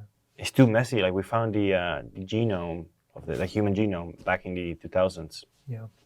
But it's been 20 years. Nothing. Not a lot of things have come out of it because it's too hard. It's really hard. It's very hard, but Lot of money. I think the marriage of AI and bio insane, because less than a decade ago, the only way we could predict the 3D structure of a protein was through chemical techniques, right? I think it's crystallography or something like that, some chemical term. Today, DeepMind's AlphaFold, it's predicted the structure of every single protein, 3D structure of every single protein known to humankind. That's 200 million proteins. Less than a decade. Imagine the kind of powerful things you can do when you know the 3D structure of proteins you did not know once before. Like also with vaccines and everything, right? Like the rate at which they're able to come up with what would work given this particular virus, that's like what took like years to develop and create, now it only takes a couple of days. Yeah. Vaccines earlier were just like dead or weakened pathogen, right? Today, I mean, most of the COVID vaccines they're mRNA vaccines. Yeah. It's insane. So like a lot of applications. Tremendous. And I think like I don't know, like with CRISPR, things like designer babies and stuff like that. I mean, imagine like, before your baby is born, you have like a fucking tablet and you're choosing you want your kid to have blue eyes or brown eyes or whatever. I think it'll be possible one day. Is it good? Maybe not. Yeah, the ethical argument is a whole different. Yeah, maybe not. But imagine the power. You have the power to. You were talking about the power that God has to give life, right? You literally have that power. Literally. You could I think custom design your own species like from ground up, right? Crazy power. Yeah, in bio. Yeah, I'll rearrange my brain priors. I admire people who have a strong grasp of like the fundamentals, like forget like the entrepreneurial side, like from a basic research point of view, people who understand truly how AI works, right? Who are able to interpret the math around it, the people who understand how, what is the genome like, what's structure like, how does it work? You have ATGC, how are they bonded together, like how does that code lead to life? Like people who get that, like I admire them because it takes a different level of smarts, and the impact they're going to have on the world is, I think a lot of research just goes, important research just goes ignored, right? Not ignored, it creates a big impact, but Distribution, man. Distribution. Yeah, you need both sides, people, but people like like them who spent years in a lab and just come out with something that truly revolutionizes mankind. Like, respect that. I don't think I'm smart enough to do it, so which is why I admire them. Yeah. Their effort. Yeah. And with that, I thank you for coming on the show and Sure. sharing your story. So Thank you Thank so you so much. much. I had a great time. I think this is an awesome show, Thank you. and you guys are going to do great episodes. Our guests will make it so great. So thank Yes. you for coming. Yeah, thank you so much. Thank you. It was just like the longest you've recorded. probably, yeah. Oh, damn. It's like, Okay. so something to be proud of. Yeah, good conversation. Yeah. It could have gone way longer, but Yeah. limitations. Yeah. Yeah, thank you so much for watching. I don't even know where to start about the conversations we had because we range on so many topics. Just with a simple question of tell us about your life, or tell us how you got here, right? So we talked about how one simple conversation can take you places you would never expect. We were talking with Yash here today because he got a chance to talk with one of our mutual friends, and she recommended him to us, and that's how. Yeah, Husna. So the person sitting right here. So I would say just the lesson that I learned out of it is just take the first step to just introduce yourself to someone, or just talk to new people if you want. Like if they're not interesting, sure, but at least you took the shot, and you never know what you may find on the other side of that fence. So yeah, keep exploring, follow your passions, talk with as many people as you can, and yeah, just be curious. Well said. Thank you, and we'll see you guys in the next one. Awesome. Good stuff, guys.